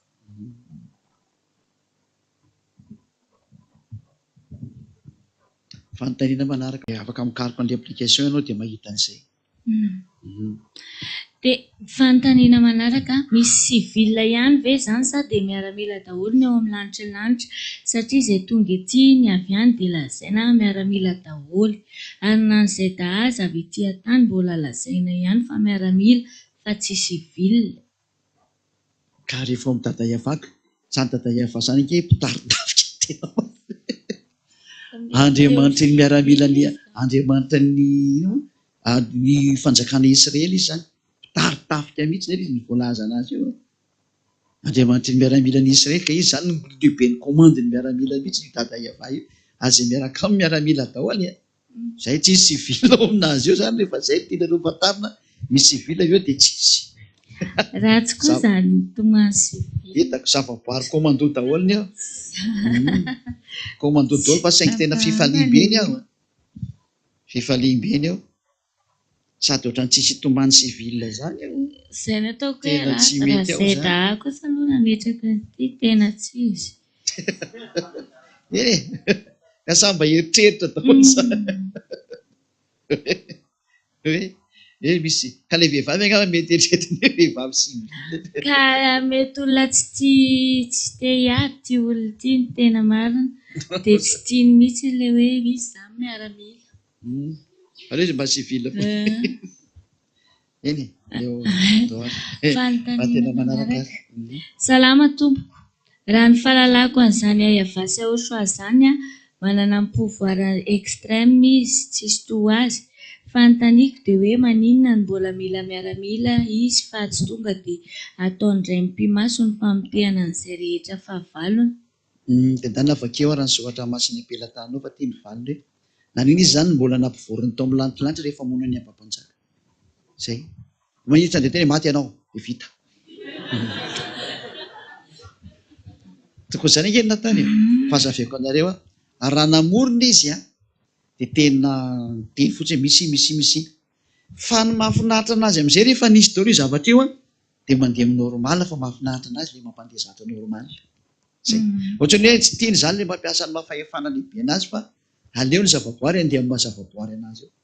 Zay. Zay no tonga ny teny taminareo hoe raha namboarina ny VSS azony atao hoe misy VSS dia misy eny io. Fa mahafinaritra anazy mihitsy ilay mampiasa zavaboary sy mifampiresaka amin'ny zavaboary dia ny zavaboary ihany mifandamina amin'ny zavaboary. Ary io zavaboary eo amin'ny lantilanitra eo tena tiany maniraka an'ireo. Ary ny ety an-tany koa mahafinaritra anazy ny maniraka ny olombelona samy olombelona samy teny daholo. Jereo raha moa Nebokadnezara raha izay ny mpampanomboka io. Mahafinaritra anazy zany maniraka olona dikan'izay fa tsy tokony tandehatretra hoe dorako nareo dia vita. Fa tsy mahafinaritra anazy maniraka. Tsy mampiatra ny fahefany amin'ny mahalehibe anazy raha fantany hoe zavaboary azy ifampiresahana. Fa mampiatra ny fahefany koa raha ohatra hoe misy zavatra tena tampoka tena ilaina mandeha ny fahefana. Zay. Fa raha zavatra mandeha naturel sy normal ampiasainy ny zavatra tsotra. Dia mahafinaritra anazy ny tazana io. Tena marina izany. Mahafinaritra anazy ny tazana. Zay. Zay ny valiteny zay. Satria raha ho vonoina i Abampanjaka tamin'ny fotoana iny dia ny vorona tao an-danja dia samy namoaka hevitra dia izao ny teneny. Tsy mety amiko intsony ny Abampanjaka fa aleo vonoina. Inona ny hevitry nareo? Efa ny tena marina zany raha tia ny vonoatra dia tandeha vonoio ilay fasina rehetra dia maty io. Fa zay mahafinaritra anazy mihitsy ilay fampiresaka hoe ahoana ny hevitry nareo raka izy? Dia lasa daholo miteny eo daholo rehetra zao dia ilay anakaiky izay teny za mahita hevitra. Dia inona ny hevitra anao? Aleo za hidina dia anao fanahy mandainga dia ataoko mandainga daholo ny mpaminany dia lasa io mankany amin'ny ady dia any ny vonoina. Dia ozy dadaiva tsara zany hevitra anao zany anataovy. Ohatran'izay. Mahafinaritra anazy mampiasa ny zavaboariny zany. Ka mahafinaritra anazy rehefa mandefa teny izy dia mahafinaritra anazy hoe ndala ilay miaramila manao an'ity. Dia izay ny lalana ilay miaramila.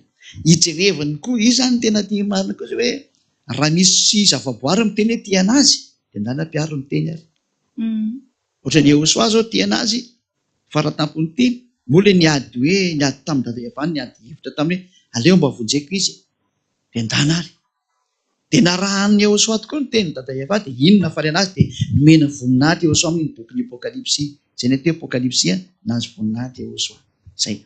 Ka rehefa misy ny rany ka navita ny mission dia mahazo grady be amin'ny dadavavy hoe tena tia anazy. Zay ilay izy zay. Mazava ve? Fa tsy misy an'izany hoe mandray marina tokony miteny izy dia vita. Raha atao amin'ny famononana dia mety mihitsy izay tena nanao an'izay izy fa Rehefa voaforona ny zavatra rehetra, anjaran'ny zavatra rehetra koa mba miasa ho an'ny dada Eva.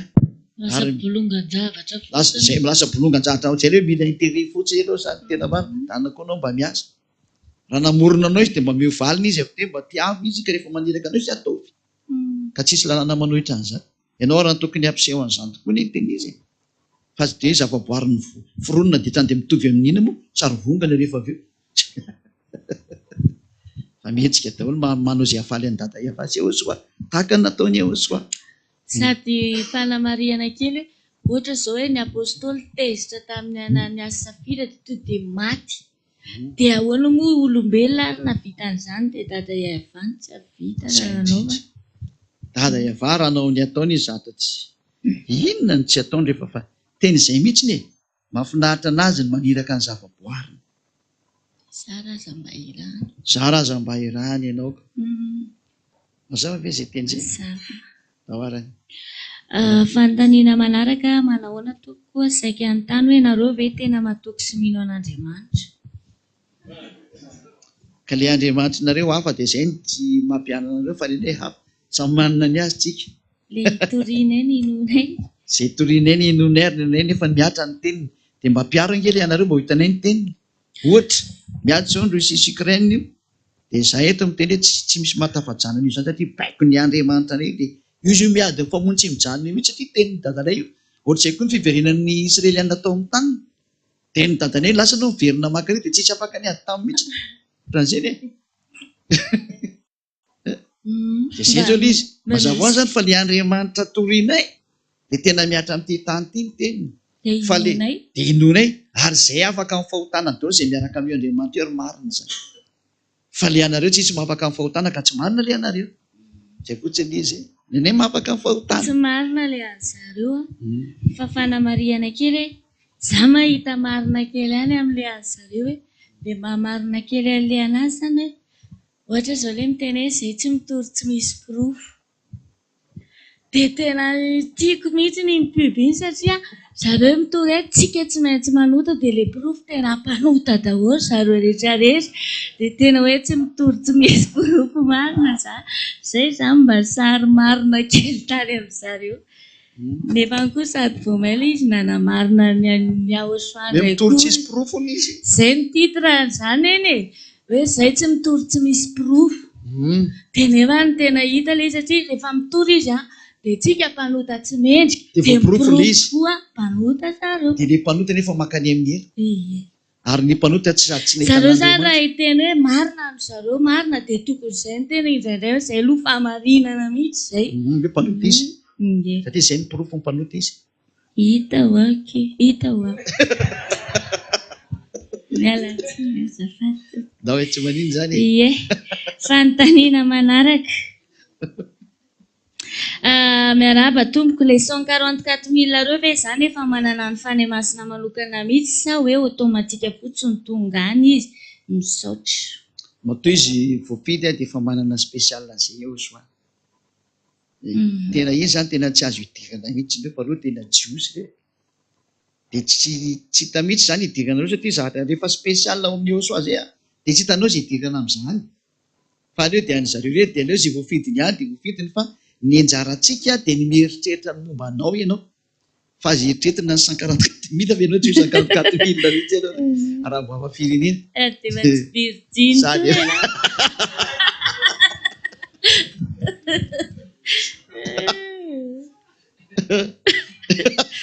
Dahoary manaraka an'izay. Manaraka rahaba tompoko ny Jerosalema vaovao ihany ve no atao hoe paradisa ilay toeran'ireo zanaky ny avy indrindra izay avitra.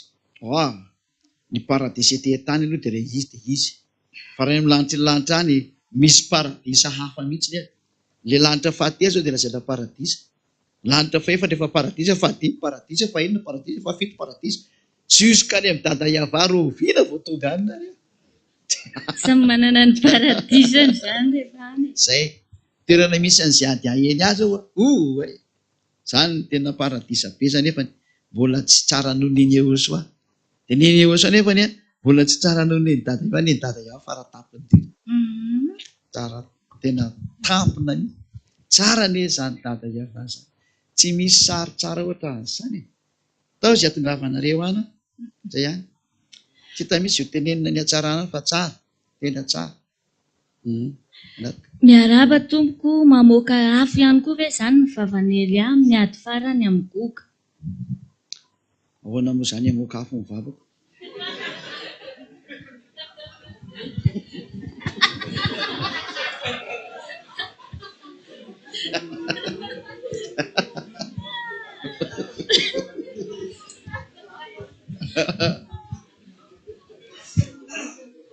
Ny teny no afo mandevona.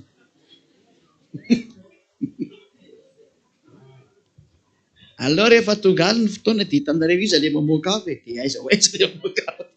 Hitanareo iny ihany izy fa zany ndray tena leo any Osoasy ny manokana zany. Fa tsy kony fa raha ohatra ny tenareo hoe mamoaka afo iny ny vavan'ely dia tsy tena le afo araka tenareo fa tena misy afo mihitsy izy dia ny teny ny dada Iavazy avoakany ely dia zay teny mivoaka ny vavan'ely dia tena afo mandevona daholo.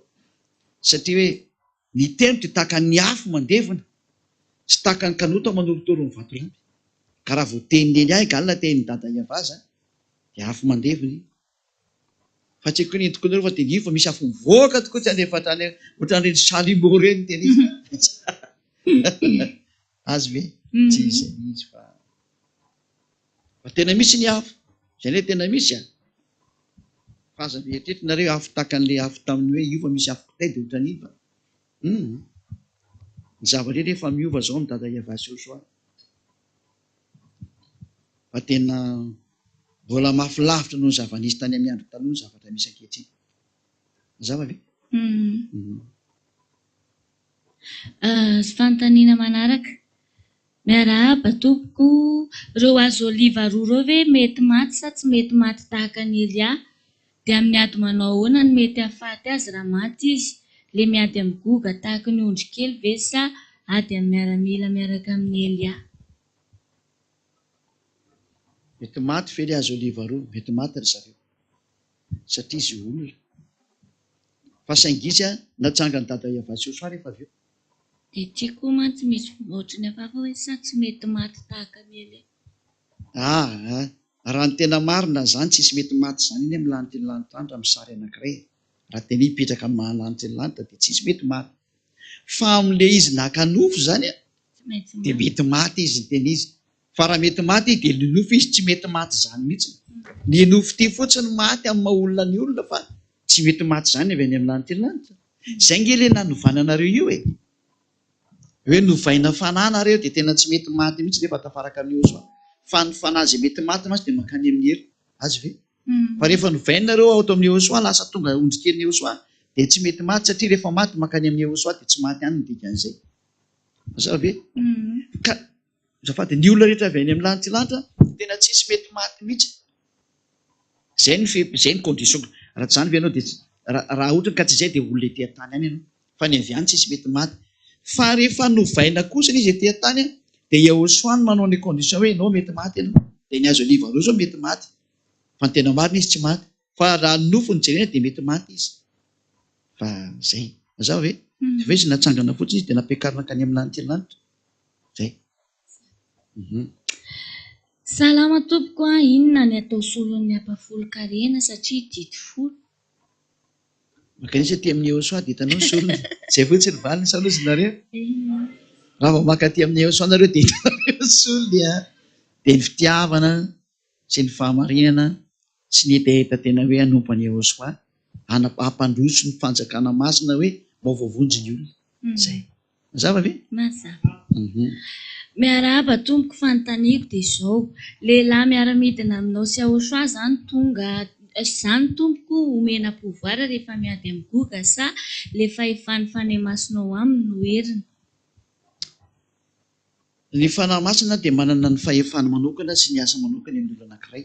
Ary manana ny hery ampitsangana amin'ny maty izy sy hampiakatra anao makany amin'ny Joshua tena nanana zareo fahefana mihitsy satria nomena an zareo zay. Fa ny fahefana miady ihany koa nefa dia nanana zareo koa izay manana an'izay mihitsy ny fanahy masina. Ary afaka miady izy dia efa te hiady. Fa ny fanahy masina nefa moa tsy dia voatery anao an'izay asa izay fa misy koa ny anjeliny mena anareo hiambina. Dia anjaran'ny anjeliny manao ny asany hoe raha tena hoe misy ady zany dia ny anjely ny tena manao izay asa zay. Re zany ny tena mpanao kombary, fa ny fanamasina zany dia tena force interne ny tena ataony zany. Afaka manao izy raha sy ny osa manao fa tsy dia ny raha nanao an'izay ry zareo. Fa mety afaka manao zareo re nomena fahefananao an'izay da nataovy ny asan'ny anjely ohatra. Zay. Dia ina moa ilay tena fanontaniana zao ny vona kely ny tena. Dia hoe mena pouvoir daholo ve reo Rehefa midina avy any, rehefa tonga amin'izay ny fidinana makety raha vao ianao no tafiditra ao amin'ny lanitra lanitra dia mandeha automatika ny fahefana. Nizaniza zany tafiditra ao amin'ny lanitra lanitra ny zavaboary anankiray dia mitafy ny hery avy any amin'ny dada eva automatika iny. Satria matoa iny niditra tany zany dia efa parfait. Dia raha vao parfait anao dia automatika mandeha makany anao daholo ny hery. Dia ny fanamasina tsy misy tsy misy an'izany fanamasina zany intsony. Fa ny fanamasina koa samy maka ny plasiny. Zay mba miverina amin'ny tranony koa izy dia samy manana azy. Nareo nge hita zany fanamasina zany rehefa any. Zava-baroatranareo eo izy.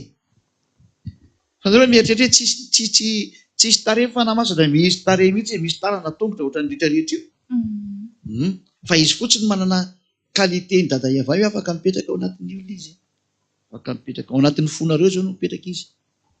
Zay. Ohatran'izay zany. Dia fa raha vao miditra ny amin'ny lantilanitra reo dia efa manana io pouvoir io daholo. Manana io puissance io daholo. Ary maharesy dia vola automatika. Zay. Mazava ve? Mazava. Miarahaba tompoko ilay fampianarana hoe ho faty ny roa apatelon'ny olombelona. Dia ireo olona ho faty ireo ve mahatsikelikely araka ny loza mandeha satria misy mosary, misy aretim-be sy ny sisa sa tonga dia maty anatin'ny loza anankiray. Ary rehefa maty ve ireo olona izay voatonga goga ilay hanao fandriampahalemana sandoka. Miara-milahatra daholo aloha ny zavatra rehetra.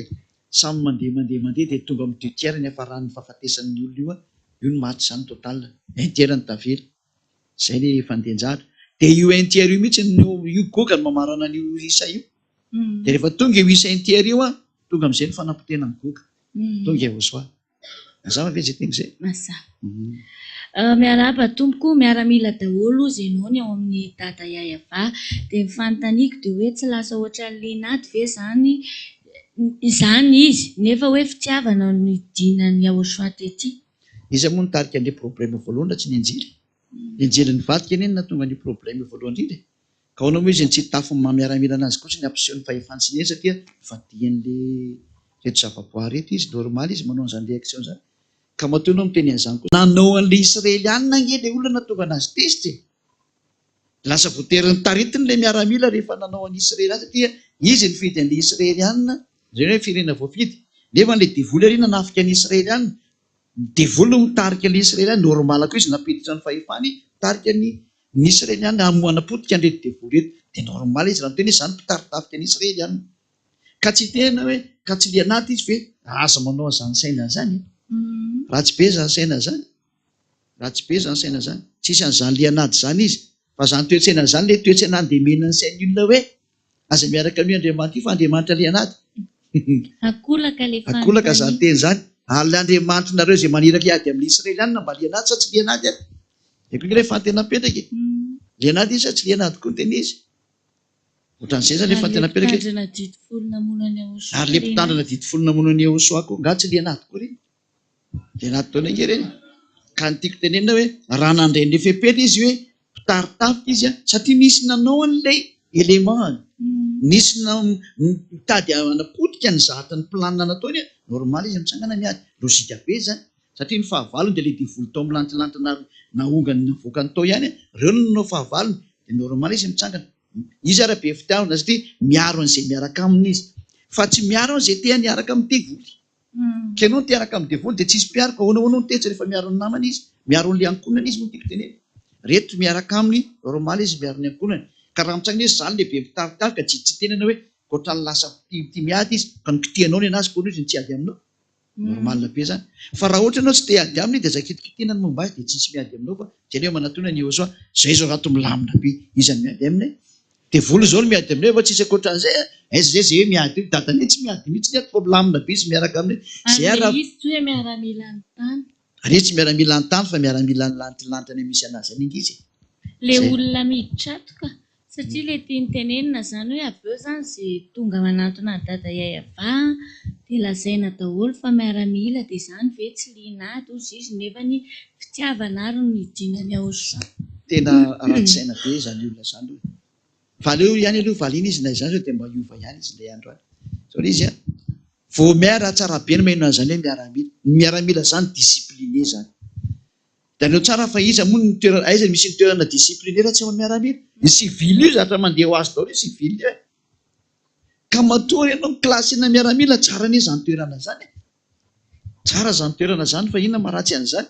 Fa ianao zany tsy teo fihezana matoa miteny sivily ohatra zany. Ianao zany teo lehibe n'io dada Yayava ianao mitomany sivily ary ny sivily na mpanongam-panjakana ny tena marina. Zay foana ke. Fa ny miaramila manaraka lalàna dia tsy maninona mihitsy. Miaramila anie mpisambotra e. Dia misambotra ny devoly. Miaramila mpisambotra dia misambotra ny devoly marina be koa zany. Zay. Ka tsy misy an'izany hoe lianady be izy na sahala amin'izany. Fiza milaza fa raha miaramila dia tsy maintsy lianady. Izay koa ny teny izay. Ka izy zany mety mampitany miaramila amin'ilay hoe manotifitra lakrimogène mpigrefy fa tsy amin'ilay resaka hoe mpandamina. Ka ianao kosa anie ampitoviana mety atany. Ilay izy tena marina kolaka ilay fanontaniana fa excitena piaine ilay izy ny tena marina. Dia tsotra kely mihitsy ny valina. Raha ny teny izay teto raha ny teny ilay lehibe ny miaramila normal na miaramila anazy. Satria misy ady miseho dia rehefa misy ady miseho dia tsy maintsy mipetraka amin'ny miaramila. Fa rehefa tsy misy ady miseho dia mipetraka mba tsisy maninona. Zay fotsiny. Satria rehefa tsisy maninona moa atao inona zany ny gradinao raha tsy misy làna miaramila rehefa tsisy maninona. Fa matoa misy maninona dia ilaina miaramila normal be zany.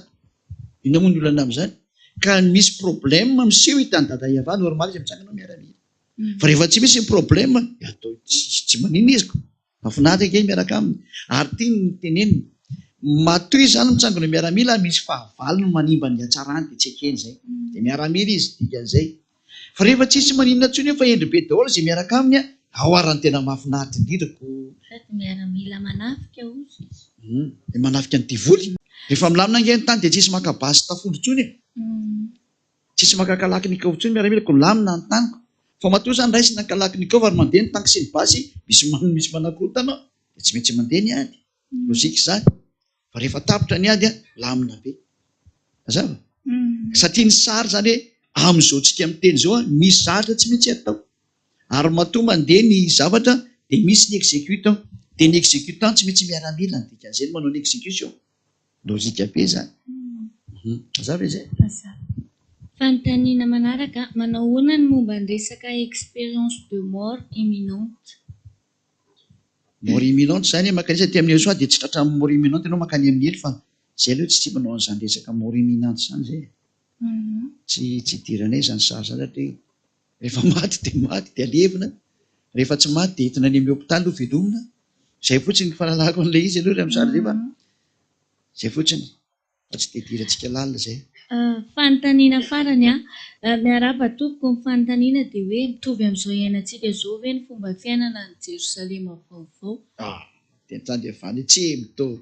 Zavatra samy hafa mihitsy. Tena monde samy hafa mihitsy ny zany. Matoa ianao tafiditra ao amin'ny Jerosalema vaovao dia efa fiainana mandrakizay ny efa vie éternelle tsy mety maty. Indestructible. Tsy mety lo, mitovy amin'ny qualité lantilante ny qualité ao zany. Fa ny olona ao ivelany no mety maty ary mpanota. Leo ivelan'ilay manda. Zay. Mazava izay? Ny anarany azy. Zava-baovao dia tsy mitovy amin'ny taloha marina be izay. Tapitra. Mbola manana fanontaniana io? Dahoary mitsangana izay hanana fanontaniana. Mahazo milahatra ery dahoary. Ny andray tiako anontaniana ambassadeur Neosa. Tsy fanontaniana azy angamba fa ohatra ny fanamariana tena goavana be taminao. Tamin'ny 2007 tany angamba antsika ny resaka. Dia nisy resaka nataonao hoe orakika zany fa tity. Tantaran'izay ianao. Zay no nahatonga saina nanambara taminao hoe ianao ve ny Elia efa taty taona vitsivitsy taty aoriana. Dia tamin'iny ianao valim-panontanianao tsy mbola azoko tsara. Dia nandeha ihany aminao dia mahery. Izay no tena zavatra mahafinaritra. Taina soa taty dia. Saotra indrindra. Mahafinaritra izany. Izay zany ilay fanamariana tianao tenenina. Dahoara, ny tena manaraka indray.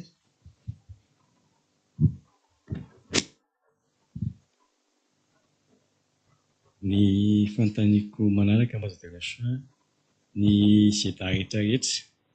Tsy ndretrarehetra moa izany e. Hoe maty mety tsy ndretrarehetra maty martyr. Ratsiny amin'ilay martyr, mety tsy mandalo fitsarana ve sa mbola mandalo? Iza? Le zeta maty martyr. Le maty martyr? Mandalo fitsarana izy tsy mandalo fitsarana. Mandalo any foana fa io zany tena tsy azo ilana mihitsy ny fitsarana io. Tsy misy mihitsy ny mahazo mipasy raha vao tsy mandalo. Lalàna le izy zany e. Lalàna. Efa ny tena voalohany a. Fanontaniana faharoa, maty goga. Dia voalaza soratra masina tsina hoe alevina ny Israely ilay izy. Iza ny andevona anazy zany satria iza tsony ny andevona anazy io iza rehefa nampitsara. Dia hoe alevina ny Israely izy, dia zany ny andevona anazy amin'izany. Vato mandevondevona aloha. Mondy hafa mihitsy ny ela izy. Satria zany hoe ho an'izy ireo maty ireo zany tena vangongo kely faty amin'izany. Fa tsy misy anjaran'ny Iosoa ny mandamina rehefa avy eo. Tsy maintsy misy fandamihana ataon'ny Iosoa io zany fa izay maty tsy maintsy hitan'ny Iosoa nanaovana an'io. Rehefa tonga izy dia tena nanaovana izy ataony ireo dorany ve sa ataony inona dia anazy ny izy. Mazava farany tompoko. Ilay iverenao kely ilay ianao tamin'ny tany amin'ny andron'ny Aba mpanjaka. Satria Obadia nanafina mpamina ny 100 lahy izy. Dia ianao zany niady rery teo amin'ilay namono mpamina ny Balasasera. Dia inona zany mba nataon'ilay 100 lahy rehefa vita ilay adinao tamin'ilay mpamina ny sa hoe niafina tao foana izy fa tsy mba niseho taminao mihitsy. Voka fotsiny zareo. Voka fotsiny izy dia mandehandeha izay mbola velona. Masarotra be iny kahan zareo tao. Dia be maty tamin'izany koa ary. Fa ny histoiran zareo zany moa tena tsy indesana mihitsy fa raha ny histoiran'ireo mpaminandreo dia nanohy ny asany foana zareo. Satria tsy dia sananao ninina intsony ny Aba mpanjaka rehefa maty ilay tsy izy ilay mpaminany Balasasera ohatra tsy nasananao inona intsony izy. Fa ny tena nienjehany foana dia mbola Elia foana nienjehany hatramin'ny farany. Iny izy tena tsy tiany Jezebely Elia. Dia ity izy miteny aminareo ity tsy tiany mahaiza. Alany. Soratoko. Izay mifanontaniana soratoko. Dia ireo mpaminany ambondreo zany be dia be moa ny mpaminany tamin'ny andro taloha. Fa izay ampitenenina ihany no miteny fa dia miteny fotsiny eny ireo fa izay tena manao ny asany ihany no teny ilaina. Zay. Fa rehefa tsy niasa moa zareo zany dia tsy dia miasa fito fa Elia kosa ny veo dia inona moa tokony atao? Mazava ho azy ilay zany. Ohatrany hoe tonga Iosoa dia mangina daholo ny rehetrarehetra aloha. Dia rehefa tonga Elia dia mangina daholo ny rehetrarehetra fa rehefa lasa ny Elia dia izy ny asanareo. Ohatran'izany. Mazava Soratoko.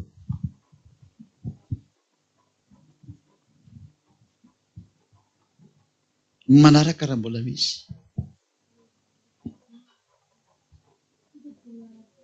Manatona ty aloha ty ho azy itely fa manjary tara be tsika. Tany efa milahatra eo. Araka ny rehetra dia milahatra eo daholo nareo dia mba tsy ela be zany dia mahataraiky nareo. Dahoara. Efa sara ny teninao. Miarahaba ny Mazadalasoa. Ny fanontaniako zany dia hoe ilay voalaza amin'ny bokin'ny Apokalipsy momba ilay hazo oliva anankiroa. Ilay teneniny hoe vavolombelona roa angamba ny filazany azy eo. Dia raha mivakina ilay bokin'ny Apokalipsy. Dia ny lehibe ny hazo oliva roa nefany eo ambany fahefany Elia. Be dia be ny hazo oliva. Fa ny roa ny hitan'ny masonareo anatin'io soratra masina io roa ihany no miseho. Fa ny oriana any mbola be dia be ny hazo oliva. Tsy anankiroa zany ny isan'ny hazo oliva fa io ny tazana teo amin'ny diovan'ny dada Iava. Fa misy lehibe ny ary io. Fa io zany ilay ity zany dada Iava ataontsika hoe sary ity zany hoe mba raisiko sary ohatra fa tsy izay. Dia misy hazo oliva mitsangana zany gauche droite miaraka amin'ilay fanaovan-jiro. Dia any oriana any mbola misy hazo oliva milahatra ary milatsaka ny ambany any rehefa avy eo. Dia ohatran'ny karazana foromana tioa izy rehefa avy eo. Ohatran'ny tio be iny zavatra iny zany. Dia eo ilay fantsona no mandeha. Ao anatin'izy zany hoe misy likida ozy ny olona zany. Dia nataon'izareo oliva moa. Dia tsy olana koa izay. Ohatrany hoe menaka zany izy misy menaka mandeha dia menaka eky ny olona moa zany tsy dia misy energie avy amin'ny tata Eva voaka eo fa tandina toy azo oliva ny anarany dia tsy olona zay mazava ve Zava-tompoko. dia hoe mampiasa fo pouvoir ozy ianao dia ny moa tena fanontaniana zany no mibaiko anazy na efa manana ny baiko manokana ho an zareo ny mibaiko anazy direct indray dia tena Yahosoa samy manana ny trajectoire no zana nefa nankany amin'ny firenena rehetrarehetra gentilizy zay ny azy fa zareo kosany dia tena spesiala ho an'ny Israel izy rola ary izy rola tena ampijaly israelianina mihitsy na dia fasana anazy dia zay no mahatonga azy ny aty eo zay mazava ve zay teniko zay Zava-tompoko. dia raha mbola misy fanampiny dia petra foana Dia io moa ilay voalazan'ny bokin'ny apokalipsy hoe nampahorin'ny tany izy dia vonoiny gogo avy eo dia maty dia avy eo natsangana indray dia natsinjaza ny fahavalona izy ny soratra masina zany arak'izay an'izay hoe nampakarina tany amin'ny lanitra ny lanitra izy roa dia avy eo nisy indray nefa ny hoe ny fanaty-javatra ilay firenena noho ilay fahorinana azo azy teo zany hoe io zany ilay ohatran'ny hoe aide humanitaire ataony izao tontolo izao zany io zany irahina indray zany izao tontolo izao ifanampy ve zany aoriana kely eo indray aorianan'izay ifampizaliana zay ohatrany hoe le olona zany tao Israel moa tena tena resany satria izy ireo tena tao Israel mihitsy ny tena nanao an'io asany io dia ny fanaty-javatra ny olona noho ny hoe faly fa maty izy rona dia ohatrany hoe oy faly ndao no fifaliana manao labomby izy zany dia zay dia mifaly mamono zavatra hohanina manao fety kaina tsangana izy tamin'ny andro fahatelo dia nakarina rehefa avy eo zay rehefa andeha le sary fa tsy ko ny aide humanitaire zany izy tsy izay mihitsy izy fa le olona mifanatinaty-javatra ny amin'ny hafaniny mazava ve Zava-tompoko. Zay fanontaniako tompoko. satria nijaly le olona tamin'le fahorinana anjoana azy tao mametraka fanontaniana le ben'izy roa ve ao anaty VSS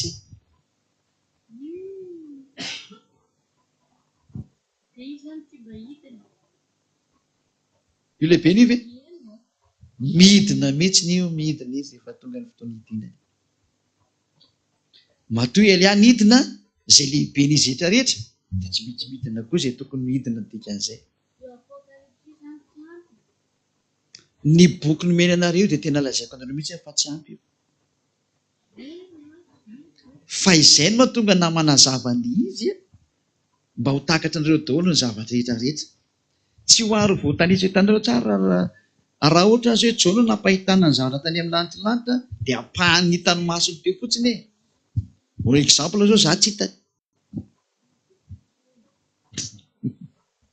ny antony tsy nahitany anazy satria manao protocole Elia amin'ny mahazandry ny Yahosoa anazy satria ny olana nge miliarany zavaboary any raha vao manao fivorezany dada Yava zany dia miliarany vahoaka amin'izany toerana izany ary miliara dia miliara mihitsy efa tsy hoe miliara anankiray fa miliara be dia be mihitsy zany mazava aloha teo ka raha ohatra ny Jona ny jery dia zatra ny tazany masony fotsiny amin'ny côté nampijerevana anazy fa tsy hoe hiara hitany Jona daholo ny zatra rehetrarehetra tao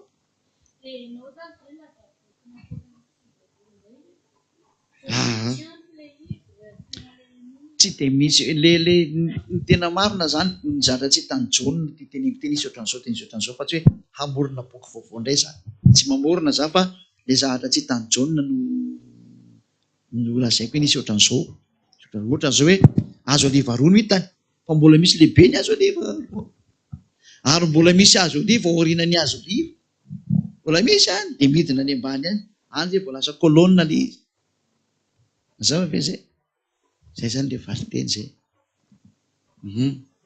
afa-po mba manaraka indray hoe ny fanontaniako tompoko dia hoe ny zanak'Andriamanitra ve zany ahitany izay dia Elia amin'ilay ady etỳ tany araka amin'ny miaramila ny lanitra amin'ny fotoana manahoana aloha ny tenao tenena amin'ny fotoana hoe hidiny etỳ Yahosoa sy izay dia Elia amily ny goga hiady ny miaramila lanitra hiady amin'ny miaramila ny tany ety dia ny zanak'Andriamanitra ny an-danitra ve zany amin'ny fotoana io nahita nareo miandry mahita le zavatra miseho ety. Mahita ny zavatra miseho ety. Izy rehefa seny dada Iava seho dia tena mijery ohatra mijery tele io nareo fa mihoatra noho ny tele satria antiny zany dia vongan'olona no hitany. Tsy ohatra n'io sary amin'ny tele ireo fa ny antiny dia olona mandehandeha mihitsy ny teny paozinareo mihitsy hoe ohatrany hoe nareo mandray vatakazo dia mahita tena vatakazo mihitsy ny tazony dia hita ohatran'izao nareo. Ohatra exemple zay meko zay. Ka raha mba nisan'ny makany dia te hahita. Raha mba any dia mba te hahita an'izay ady taon'izay. Raha mba isan'ny makany efa eny anisan'ny any za zany dia mba te hahita. Ka misy ka matoro io ndray miakina amin'ny dada Iava io sy ny fangatahany. Eny nany aho zany dia te hahita. Raha teny ho anisan'ny makany. Ohatra zao reny olona maty tato amin'ny eo soary zao rehefa misy ny événement no fanjakana masina dia aseho ny dada Iava. Satria le aty nge tsy dia intéressant raha vao tonga any ianao. Tsy dia misy ilana ny ety izany.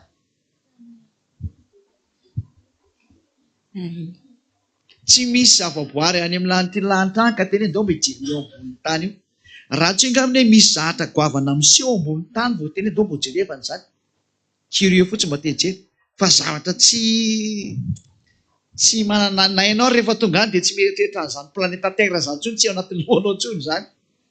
Fa dia mahafinaritra anao mijery ny fifaliana miaraka amin'ny dada Iava. Le hoe mahita ny izy dia ilay maharesy mako ohatran'ny mahafinaritra. Elia zany maharesy hatramin'ny farany zany. Fa azo jerevana zany ka. Raha nareo no maniry sy mba te hijery an'izany dia azo atao.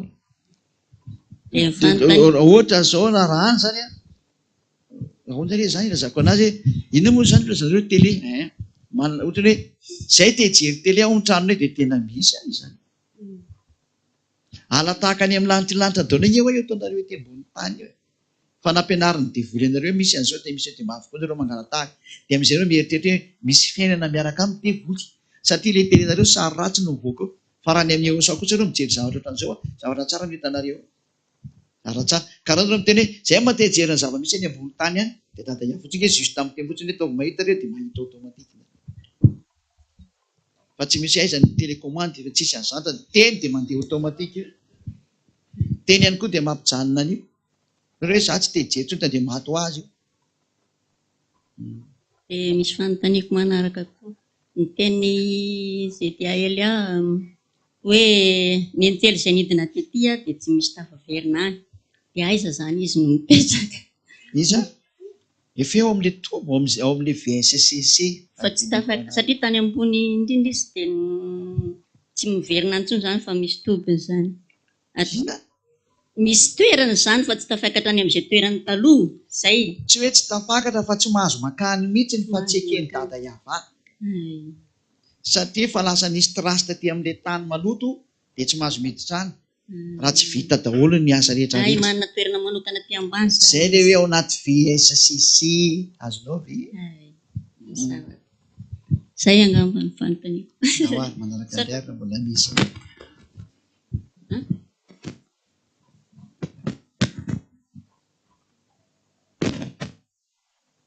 Tapitra. Afa-po zany nareo. Dia toy ilay fampianarana zany rapitso indray. Sady mamarana azy. Fa amin'ny sabotsy latsika dia mbola mifidy be ihany satria ho avy ahoso aho. Ahoana moa tsy faly ny dikan'izany. Fa ny tsy faly amin'izany dia ny devoly rery ihany ny tsy faly amin'izany. Noho izany mbola mitohy ny fety be amin'ny sabotsy. Dia amin'ny lahady dia mifarana amin'izay satria izay zany ny teny ahoso hoe farana tsio ny fifalianareo no nandrenesinareo hoe ho avy ahoso aho. Eo zany tsika mamarana azy amin'ny sabotsy sy amin'ny lahady. Rapitso zany mbola mitohy ilay fampianarana amin'ny fito ora sasany. Aloha indray atao tsy amin'ny valo satria efa miasa ny olona rapitso. Dia amin'ny valo indray mitohy ny fampianarana ilay ambony farany. Fa ilay androany fampianarana ny numéro 8 ilay androany. Fa mbola hiverina foana reny anefany fa aleo tohizana aloha ny rapitso. Rapitso zany numéro 9. Mazava ve? Dia mirahatra nareo dahina soin dia eo amin'ny fiarantsika indray manaraka fa rapitso dia mbola mifety foana ary miondrika kelitra dia mbola mitohy ny fety hatramin'ny rapitso. Dia sy afaka mifety voana nareo fa rehefa tsy afaka zany dia zay zany fa misy ny fety ary misy ny fampianarana zany raha pitso amin'ny valo randray izay mivantana avy dia amin'ny trano misy zay etahiny eo zao atavolonareo zany zay dia miravatsika zany afaka mihinan-kanina ndretsika fa zay moa ny fotoantsika androany hihinan-kanitsika noho ny amin'izay hoe fety be ho avy eo soa sady tsy mahafaly anareo zany ho avy eo soa dahoary